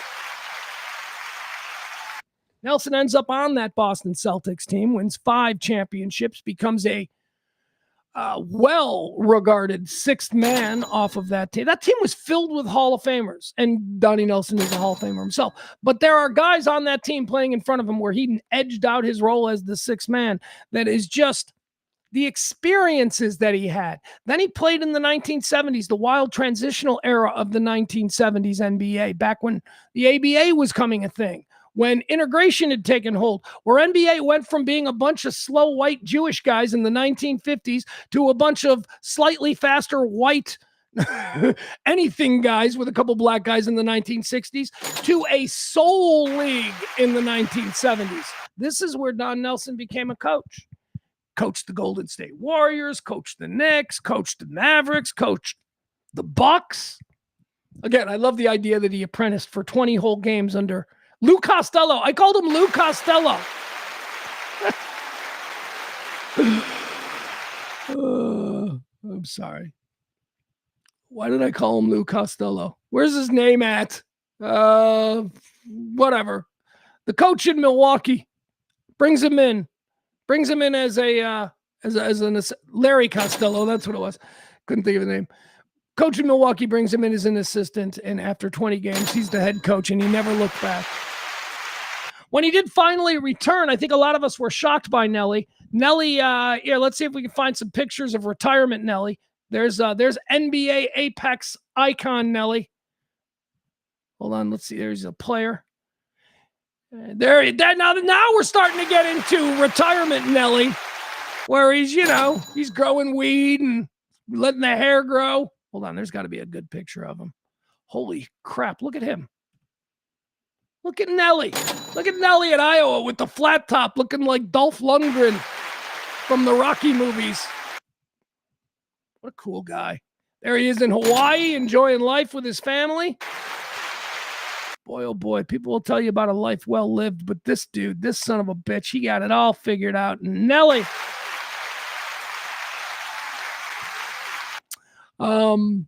Let's talk a little bit about his family and all that stuff, and then we'll move on, and we'll all keep good thoughts because a truly cool-ass dude has left this plane of existence, and whatever he's doing at the next one, he's succeeding. Don Nelson married Joy Wolfgram at the Oakland Coliseum in June of 1991. Nellie and his wife have a total of 6 children from prior marriages. I'm guessing 5 are from Nellie, and she probably had 1 kid. He has a daughter born out of wedlock and put up for adoption, whom he did not know about for 29 years and whom first reached out to him back in 1997. Not wanting anything in return, she now lives in Maui near Nelson and his wife. So let's look at that. Okay, so in 97, 67, 50, this is a woman who was born in the late 50s? What? Wait.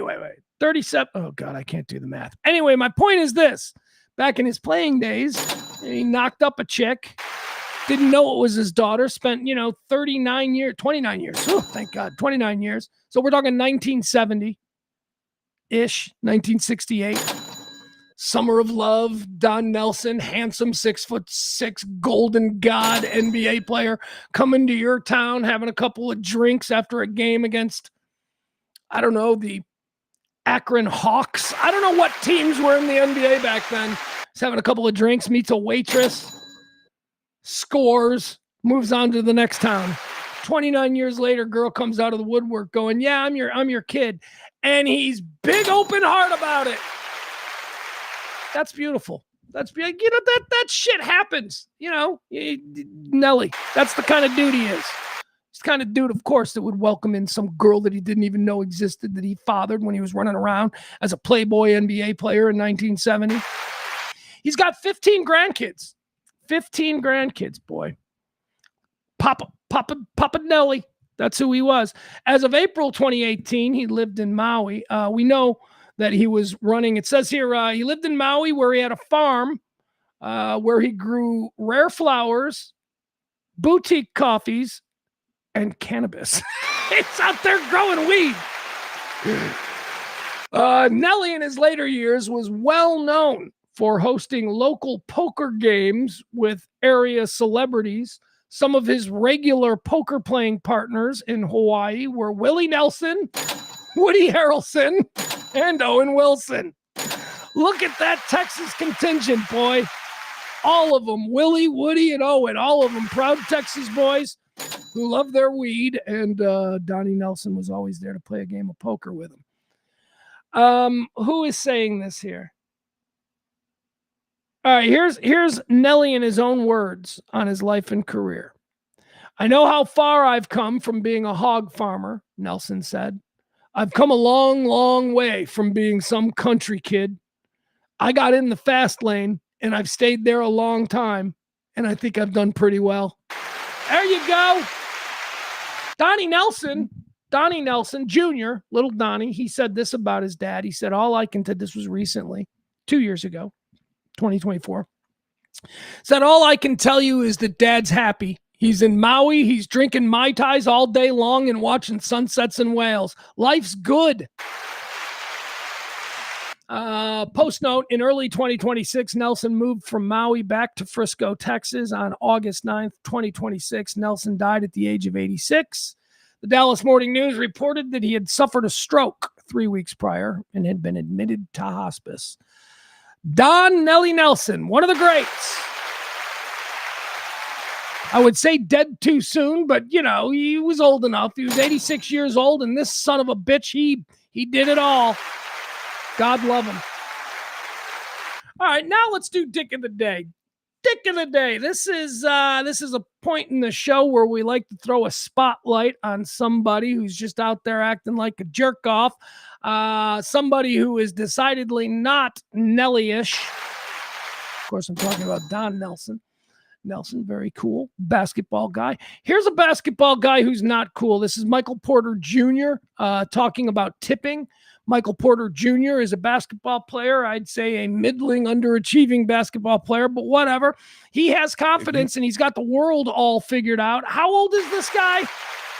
Basically a child millionaire, okay? And this is what he has to say about the custom that benefits the working man. Of course, tipping. Here's our Dick of the Day. This is Michael Porter, millionaire, never worked a day in his life, never busted a table, never had to supplicate himself so that he could, bring somebody their drinks. Has no knowledge whatsoever of the world. Michael Porter Jr. talking about tipping culture. I just think the 20% rule is like, if you spending $3K on a meal, like, you know what I mean? You shouldn't have to. Okay, first of all, who the fuck is paying $3K for a meal? You son of a bitch. That's how you started off? You're paying $3K for a meal, and now you're going to hedge? You're going to take it out on the person who's been running you drinks, an extra side of mayo or dipping sauce or whatever the fuck your uncultured ass ordered? $3,000. Okay, first of all, if you're paying $3,000, oh, fuck you, dude. From the beginning, you're an asshole in this. Dick of the day, Michael Porter Jr. Tip $600, 20% to me. But like, and then Uber Eats is another thing. If the Uber Eats order is $250, why are you still tipping 20% when they're doing the same amount of work as if you ordered a $20 meal? All right, now that I kind of get. All right, now that I kind of get. Right? All right, I'm going to slap. I don't know. Man, I think you give your Uber Eats guy like $20. If it's like $100 order, you give him $20. That's 20%. That's fine. But if your Uber Eats order is like, I don't know. I think that there is a difference between what we pay people who wait on us over an extended period of time while we are indulging ourselves in a nice restaurant experience. I do think that's different than like the Uber Eats guy. And I got to tell you something else that drives me nuts. And I always do it because I don't want to be Michael Porter Jr. But whenever you buy weed at like a weed store, like a legal weed store here, and it's a restaurant, it's like going to a liquor store. Anytime you buy weed here, when you cash out, they give you a thing. Do you want to tip your bud tender? Which is what they call them, bud tenders. Get it? And I always do, but I always do like the lowest percentage because this person has literally interacted with me for about 30 seconds. All I did was give them my ID. They reached under and pulled out a bag, and that's it. That's all they did. So why am I tipping? I don't understand why. And you know I'm a good tipper. I am a good tipper. If I go out to a restaurant and you wait on me, I'm going to be pleasant. I'm not going to be a jerk, and you will be rewarded if you are good. And even if you're not good, I'm still just going to, I'm a guy, I'm a bartender. I've waited tables. I've done all that. So even if you're not particularly great, I go, oh, probably having a bad day. Maybe I can make their day better. So I will still tip. Then we got this asshole. You know what I'm saying? It's still just bringing the meal to you. So I would say tipping culture is definitely out of control to me. But I'm a bad tipper, I ain't gonna lie. All right, he's a bad tipper, and he's proud of it. And you know what? He's an asshole. That's Michael Porter. Again, young kids. This is like one of these like YouTube kids who make like $5 million a month playing video games online, complaining about shit like this. God, no appreciation for your station in life. No appreciation for the fact that you are so incredibly overpaid that maybe you ought to be delighted to kick a little something back for the working folk who haven't been as blessed as you. No, you're going to suddenly turn them into the enemy like they're asking too much. You're an asshole, man. You're an asshole. And today's dick of the day, that's Michael Porter Jr. All right. Very nice. Oh, boy, you know what? I think we're going to do the generational cohorts conversation at a later time. I think we're going to do that tomorrow because we are really late here. 1:30, 2:30, 3:30. I was trying to get this show inside 2 hours. We are really, really running late because I got things to do today. So let's get started here. Let's do our normal shit. We call it 1, 2, 3 videos. These are 3 videos that I've seen circulating online. I love them. They're very funny. And I wanted to talk about them. So let's do the first of our 3 videos. Here we go. 3 videos. Hall of Fame game was not over the weekend. Was it over the weekend? When was it? Thursday? Hall of Fame? I don't know what. The Hall of Fame game, I think, was Thursday, but the induction ceremonies were Saturday. Kicker. We're putting kickers into the Hall of Fame now, I guess. Anyway. Adam Vinatieri, he went into the Hall of Fame as that great kicker from the New England teams for all of those years. Adam Vinatieri, he went after his old coach Bill Belichick pretty good. I mean, I think. Well, we'll break down what I think this means. But let's listen to Adam Vinatieri, Patriots kicker, talking about his coach Bill Belichick. I would repeat those last few statements about Coach Bill Belichick as well. Thank you for demanding. Hold on. What is happening here? Hold on, guys. Hold on, I got a problem.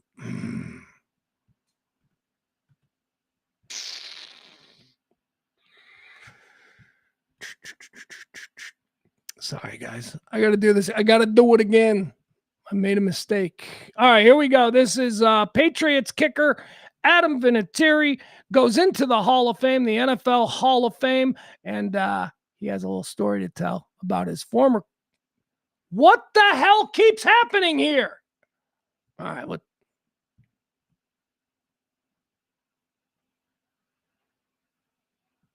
About Coach Bill Belichick as well. Thank you for demanding excellence every single day. Hold on. Your preparation, discipline, and guys, I'm sorry. I'm having an issue here. This one needs to go. All right. All right. Here we go. Let's try it again. One more time. Adam Vinatieri, Patriots kicker, Hall of Fame speech, Coach Bill Belichick. Let's go. Here we are. I would repeat those last few statements about Coach Bill Belichick as well. Thank you for demanding excellence every single day. Your preparation, discipline, and attention to detail shaped far more than my football career. Unfortunately, Bill couldn't make it here today. There's a lot going on at UNC right now. He may be on a recruiting trip right now looking for the next Lawrence Taylor. I thought it was because training camp had already started, but in truth, it's because he's judging his girlfriend's cheerleading competition.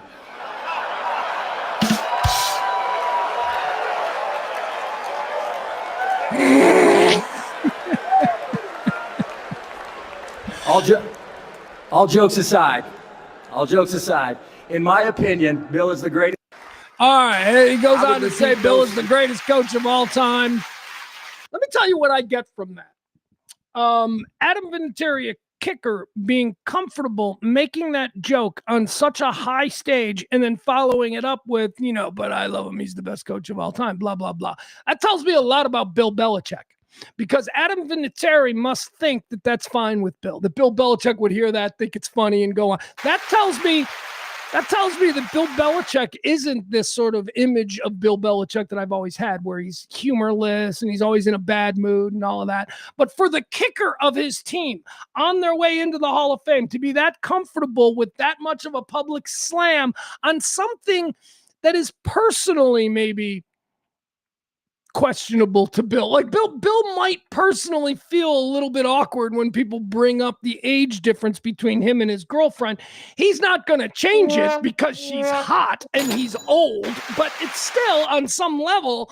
He's like, I hate when people bring that up. I mean, I'm not dumping her, but I hate when people bring that up. That tells me, Adam Vinatieri there, that tells me that Bill Belichick is cool with it, that Bill Belichick will make fun of it himself, and that the people who know Bill Belichick know exactly what they can get away with. All right, that's video number 1 of our 1-2 tree videos.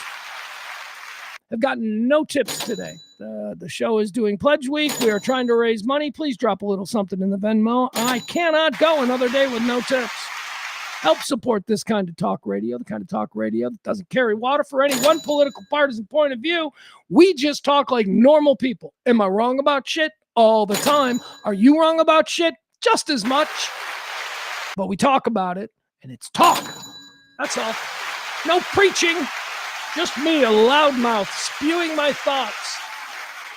All right. Video number 2 in our 1-2 tree video segment every day, where we take a look at the viral videos that have caught my attention. Here's one. This is weird, but everything from this gentleman is weird. David Lee Roth. We showed some video of David Lee Roth a couple of weeks ago. It was pretty funny. He's not David Lee Roth anymore because he's 80, and we shouldn't expect him to be David Lee Roth anymore. He's not 80, 70. I don't know. However old David Lee Roth is. We played some concert video of him a couple of weeks ago, and I guess that was just a precursor to a big concert tour announcement. That's right. David Lee Roth is bringing his Disco Submarine tour to a bar that you didn't know was still open near you. That's right. I would say to a stadium, but I think David Lee Roth is going to be playing at a lot of places near you where somebody's going to come up to you and go, hey man, you want to go see David Lee Roth on Thursday? And you're going to say, where? And they're going to say Gazanders, and you're going to go, Gazanders is still open? So that's the kinds of places you'll see David Lee Roth. But he's released a video promoting his tour, and here's Dave being weird in the way that only Dave can. Let me just say I love David Lee Roth, and I will absolutely go see him in the whatever state he's in now at the local bar that has been closed or that I thought had closed years ago. Here's David Lee Roth, his tour announcement, the whatever submarine.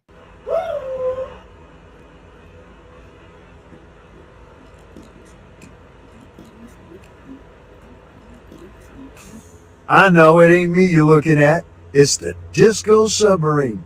This is it, the world famous Disco Submarine tour bus.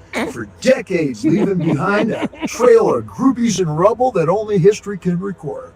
My name's David Lee Roth. I'm sorry, maybe you're just not from my place and time. If you think David Lee Roth is anything other than just so joyously silly and funny and just, always, I mean, come on. David Lee Roth never hurt anybody. Does he have any of that Me Too stuff? Shocking, right? I mean, his whole brand was, I'm going to grab your boobs, right? That was his whole brand. I don't know. Anyway, and I just love the guy. I think the guy is such a kook. And you can tell I had me and rubble that only history can record. Look at him. My name's David Lee Roth, and you can tell I had me a fine American breakfast this morning. I juiced me a smoothie. You know what I had? I had a 383 aluminum Chevy block engine. I had a Iskandarian full race overhead cam and a couple of Edelbrock headers, and I'm ready to jujitsu a motherfucker. Make a line where all at once will be fine. This here is the Disco Submarine. You can take her down to 1,000 feet. You don't have to re-provision for 3 months. We'll have to come up every now and then to get some pot, but that's just me. When we get up into space, say above 80,000 meters up, I can take this bitch up to light speed. And I throw on the headlights, disprove everything that Einstein fellow predicted, and it'll throw off a spotlight beam 4 miles long that ends in a David Lee Roth logo, just like fucking Batman. Look for it. I'll be seeing you. Don't mind me. All right, there you have it. David Lee Roth. The new Disco Submarine tour coming to a fairground, Target parking lot, or bar you thought closed years ago near you. I love Dave. All right, here's another video. This is the third of our 3 videos, 1, 2, 3 videos today. This one is upsetting because this shouldn't happen. How you know what? You want to say that America doesn't need regulations. Well, sometimes we do. Here's a country that doesn't have any regulations. They don't think what happens next.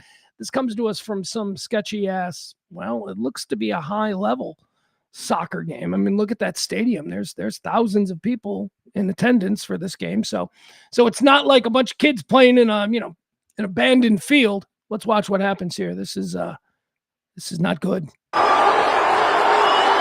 Okay, so apparently this guy has just scored a goal and he's celebrating. He's going to jump over the fence as they do. Oh, jeez. Yeah, that's right. He fell right down a hole. He jumped over the fence. Oh, jeez. Right about here is where he realizes there's nothing for me to land on. Oh, yeah. One more time. Oh, jeez. Yeah, I got no information for you. I don't know if he lived or died. We're just all gonna watch that together and just go, that happened. We all experienced that. 1, 2, 3 videos, and that of course leads us to can't beat fun at the old ballpark. I got a lot of stuff I could have showed you from this past weekend in baseball. Can't beat fun at the old ballpark is a daily celebration of America's pastime. Fading as it is, I am still a baseball boy. Love baseball. Although football, I got to be honest, football's coming. Football's coming. At some point, we're going to flip this over to can't beat fun at the old ballpark to, I don't know, whatever the football equivalent of that is. Or we'll do a football story every day. As I say, a lot of choices this weekend in baseball. We had, for me personally, here on the south side of Chicago, we had a wonderful weekend where we finally, retired and honored appropriately one of the most popular Chicago White Sox personalities of all time. That, of course, Ozzie Guillen. Retired as number 13 and building the statue now. We love Ozzie. Ozzie not only was a player for my White Sox for 15 years, I mean, my whole stretch growing up, he was my shortstop. Best number 9 hitter in the history of baseball, he proudly proclaims. Yeah, and that's backed up by stats. Ozzie Guillen is the best number 9 hitter in the history of baseball. As far as hits and whatever, I don't know. He's very funny. He, of course, would go on to manage my White Sox to a World Series. Former player, beloved former player, comes back and wins the World Series as manager for the first time. Volatile personality, angry, Venezuelan, hot-blooded, but big heart, super funny, nice to everybody. Everybody loves him. And for the past, 10 years or so, he's been the post-game guy. He's been the guy in the White Sox post-game who tells us all what's what. He's fearless. He doesn't kiss ass. And he has the cred to say whatever the fuck he wants about the Chicago White Sox. And this weekend, we honored him. Finally, they retired his jersey and made good on everything. And so there's a whole bunch of stuff I could show you from that. But I won't bore you with that because we've got some banana ball nonsense. Oh, my God. How do you feel about the Banana Boys? I call them the Banana Boys. Savannah Bananas. They're an exhibition baseball team. They're gymnasts and baseball players and whatever. And if you want to just be like, oh, they can't play, my Chicago White Sox have a center fielder who hit for the cycle and made the all-star team this year, who was a former center fielder for the Savannah Bananas. So stop acting like they ain't good, like they can't play. They can. They can just also do other things. Things like what we're about to see here. This is one of the most incredible catches I've ever seen. The Savannah Bananas, for those of you who are unaware, and I can't believe you would be because, they're quite high profile these days.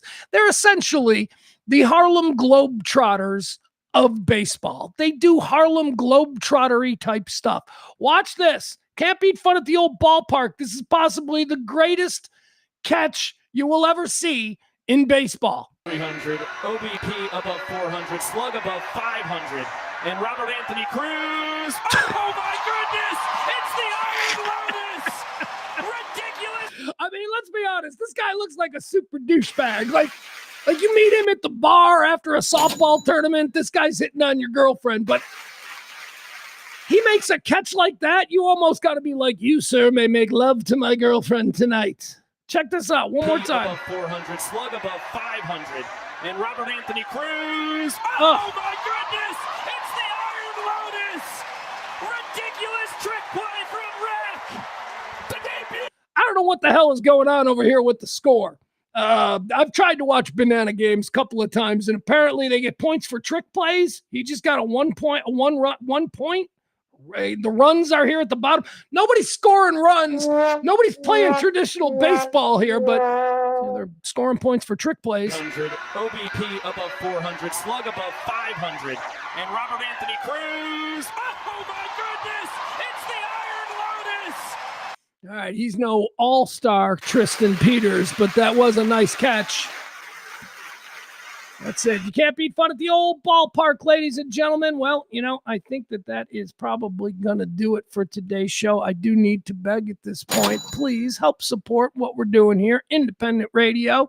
We're not taking money from any special interests. We don't have any particular ties to one way of thinking. We're not right. We're not left. We're regular working folk, regular, normal people. Trying to stay away from the politics and all that divisive nonsense. We are too eager to be angry at one another. This is a unifying show. So if you want to support that kind of thing, we've been doing it every day for about 5 years now. Please drop a little something there in either the Venmo or the Cash App. It would be greatly appreciated. Now, before we get out of here, I do want to tell you about something that I have recently discovered. We'll call this the watch list, okay? I used to do a whole podcast called The Watch List where me and my buddy Andy Guerra and my great late friend Gary would break down TV shows and shit that we're watching, movies and all of that. I discovered something this weekend, guys, that I want to tell you about. But first, I want to tell you about the season finale of House of the Dragon. Do I have any House of Dragon fans here? Of course, House of the Dragon is the prequel to Game of Thrones. It takes place about 200 years before the events of Game of Thrones. This is House of Dragon, and it concerns the Targaryen dynasties, those white-haired dragon riders who ruled the Seven Kingdoms. House of Dragon ended its latest season last night. And I just want to say this about House of Dragon. It might be... Nope, don't say it. Here's what I'm going to say after last night's season finale. House of Dragon is every bit as good as Game of Thrones. Oh my God, did you say it? It is. It's different in tone. Game of Thrones was a little bit lighter with a little bit more seriousness and a little bit more humor was in. I mean, a lot of the main characters in Game of Thrones were funny characters. They were characters who were witty and all that. That's not House of Dragon. House of Dragon is heavy and dark. House of Dragon is violent. House of Dragon is Machiavellian. There's a lot of plotting and a lot of... It might be as good as Game of Thrones. I will say that now. This was an incredible season of House of Dragon. I enjoyed it episode to episode. Anyway, there you have it. I'm a big fan of the dragons. That's not what I wanted to talk to you about. That's not the reason that I decided that I would do an end of show watch list segment here. Guys, I've heard about this show now for a couple of weeks. It got a lot of hype when it was first put out there, but I don't have the platform that it streams on, so I had to go about finding it other ways. But guys, if you can find a way to see the Westies, you should probably investigate that. The Westies, J.K. Simmons, I guess. I don't know. I don't really know anybody else that's in it. The guy from Bosch. Can't remember that guy's name. What's the guy? You ever seen Bosch? Can't remember that guy's name. The guy who plays Bosch and J.K. Simmons. Here's the deal. They play a couple of dudes who grew up together as friends in Hell's Kitchen. Hell's Kitchen, New York in the 1960s, right? They go off to Vietnam, whatever, that happens. They come back. One of them becomes a New York City police officer, and the other one becomes the leader of the famous New York City Hell's Kitchen Irish mob, the Westies. If you're familiar with the exploits of Mickey Spillane and all those cats, those were the Westies. Now, if you're a fan of Peaky Blinders, I would say that this show has been compared to The Sopranos. People, when they were hyping it, said the Westies is The Sopranos with the Irish mob. No, it's not. Don't do that. Don't do that. The Sopranos is art. The Sopranos is cultural poetry. The Sopranos is on a level that most other shows will never even sniff. It is rarefied air and therefore cannot be just easily compared to other shows, especially shows that have only had 6 episodes. And that's where we are with the Westies.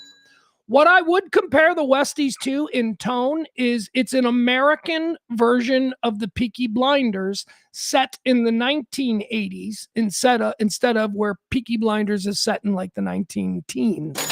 It's like 1915 or something, and it's after World War I in the Peaky Blinders, whereas the Westies is depicted in the 1980s, and the war that these guys have all returned from is Vietnam. Okay, so J.K. Simmons plays the leader of the Westies, a real crime organization operating in New York City for many, many years, and it concerns the very real life story of the building of the Javits Center in New York. The Javits Center in New York is New York City's big convention center. Massive project there on the west side, Hell's Kitchen. So because it's New York, the mob was involved in all big construction and all that. And normally the mob wouldn't have done any business with the Westies because they were a smaller Irish gang. But because, and this is all real life, because the Javits Center construction project was happening on the west side in Hell's Kitchen, the Irish gangs, the Westies, had to be involved. This is all true. The character that J.K. Simmons plays in this show, I don't care, Adam. He's in my head. Adam's in my head. The character that J.K. Simmons plays is a fictional character, not a real character. Although the situation he's in is a very real situation that actually happened. And the gang he represents is a very real gang. Everybody else is real. The co-star is an actor by the name of Hamish Allen Headley. Hamish Allen Headley plays John Gotti, a young John Gotti. All the New York families that the Westies are going up against are the real families. The Gambinos, we meet Paul Castellano. John Gotti, as I say, is the major antagonist in this. And this actor, Hamish Allen Headley, who plays John Gotti, and I'm telling you, I've seen every John Gotti. I'm a mob fan. I've seen every John Gotti film. This actor is playing John Gotti better than anyone has ever played John Gotti. And if you don't know who this actor is, you should probably take note. Again, I'll give you his name. Hamish Allen Headley. He is a Scottish-Canadian actor. He is probably most known for... He's in the Marvel universe, the TV universe. If you watch any of those shows like Wolverine and stuff, he plays a character in that. But I know him from the Mayor of Kingstown. He plays Robert, the SWAT team leader on Mayor of Kingstown, who's a freaking psychopath. This is the actor, Hamish Allen Headley. He is throwing down chops as John Gotti in this new show, The Westies, that absolutely demands your attention. So there you have it. That's the watch list. The Westies. I think it's on MGM Plus or something. I don't know. Wait until the season ends, which I think is in 2 weeks. I think there's only 8 episodes in the first season. We're on episode 6 now. I would wait until the full season ends and then go to MGM, access it through your Prime if you have Amazon Prime, and take advantage of their free 1 week. And then binge that show. The Westies. It's really good. And again, I don't compare it. I do not compare it as much to The Sopranos because let's wait about 5 seasons and then we'll get back to that. As I say, The Sopranos is great art, great American pop culture art. This right now, I'm saying it's got a vibe of the Peaky Blinders. I'm digging that. It's got Peaky Blinders, but also here's the other one. There was a scene that happened yesterday and I go, oh, well, this scene now, this is everything that was great about Sons of Anarchy. This is like, there's a Sons of Anarchy energy to the Westies that I also really appreciate. So there you have it. Those are my watch list suggestions. If you're not all caught up on the season currently that just concluded of House of Dragon, I highly recommend this season of House of Dragon. And as far as new shows go, The Westies. So why not? You know how I love to force you guys to watch trailers that you're not interested in. So anyway, this is The Westies. This is the trailer for the new show that I'm very, very high on. Yeah, here's the official trailer. We got to send the message. Right, keep out of house kitchen. Oh, the other thing that I really like about it is that there is a here we go. The other thing that I really like about this, The Westies, is that there is an IRA. You know how I love my Irish Republican Army. There's like a very strong Irish Republican Army vibe. They're dealing with the Irish Republican Army. It's actually pretty cool. All right, here you go. This is the trailer for my show that I'm recommending highly, The Westies. We got to send the message. Keep out of house kitchen.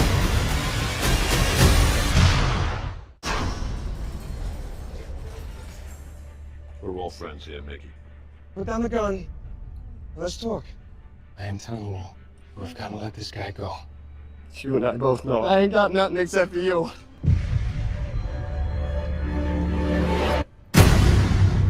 Do you know the trouble you just caused us? We're Irish. We always got troubles. You just killed a made man. The Italians outnumber us about 100 to 1. They're gonna come after us with everything they got. And the feds are paying a lot of attention. Watch your back. Trust me. Kids these days think they know everything. As good as a fire in the windstorm. Hi, it's Jimmy. Oh, tienes trouble mostly. You worry too much. You worry too. Go out there and give me something I can use. These guys, they kill people who ask too many questions. We have a bunch of savages working for us. We got this, and we got this. We gotta keep them in line. I got it. The guy's not allowed for you. He has your loyalty, right? You think he'd say the same for you? So what am I supposed to do? Their gold is saints themselves. You ladies give the Blessed Virgin a run for her money. Those Irish bastards threatening war. That's John Gotti. That's the guy playing John Gotti, Hamish Allen Heatley. He's terrific. You ladies give the Blessed... Those Irish bastards threatening war. There will be hell to pay. This is suicide. I know. But what other choice do I have? We have to trust each other. This is dangerous. And what you do isn't. We gotta send a message. Keep out of Hell's Kitchen.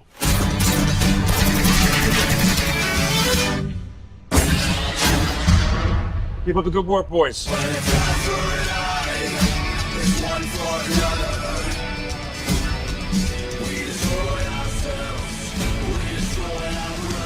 Times changed. Nobody is going to forget that we Irish built this neighborhood. All right. All right, there you have it. If you're so inclined, that is terrific TV, at least the first 5 episodes. I got 1 episode that aired last night I haven't seen yet. All right, guys, that's going to do it for today's show. Please remember to support this kind of talk radio every day. Tomorrow we will return to our normal noon start time. Today we had some issues, and I had some stuff that I had to do this morning. So please tune in tomorrow at noon. All right, like, follow, subscribe, support the show in any way, shape, or form that you can. We need the help to continue. Please, we are desperate as they come. That's going to do it. I'm out of here. Remember, folks, stay neighborly.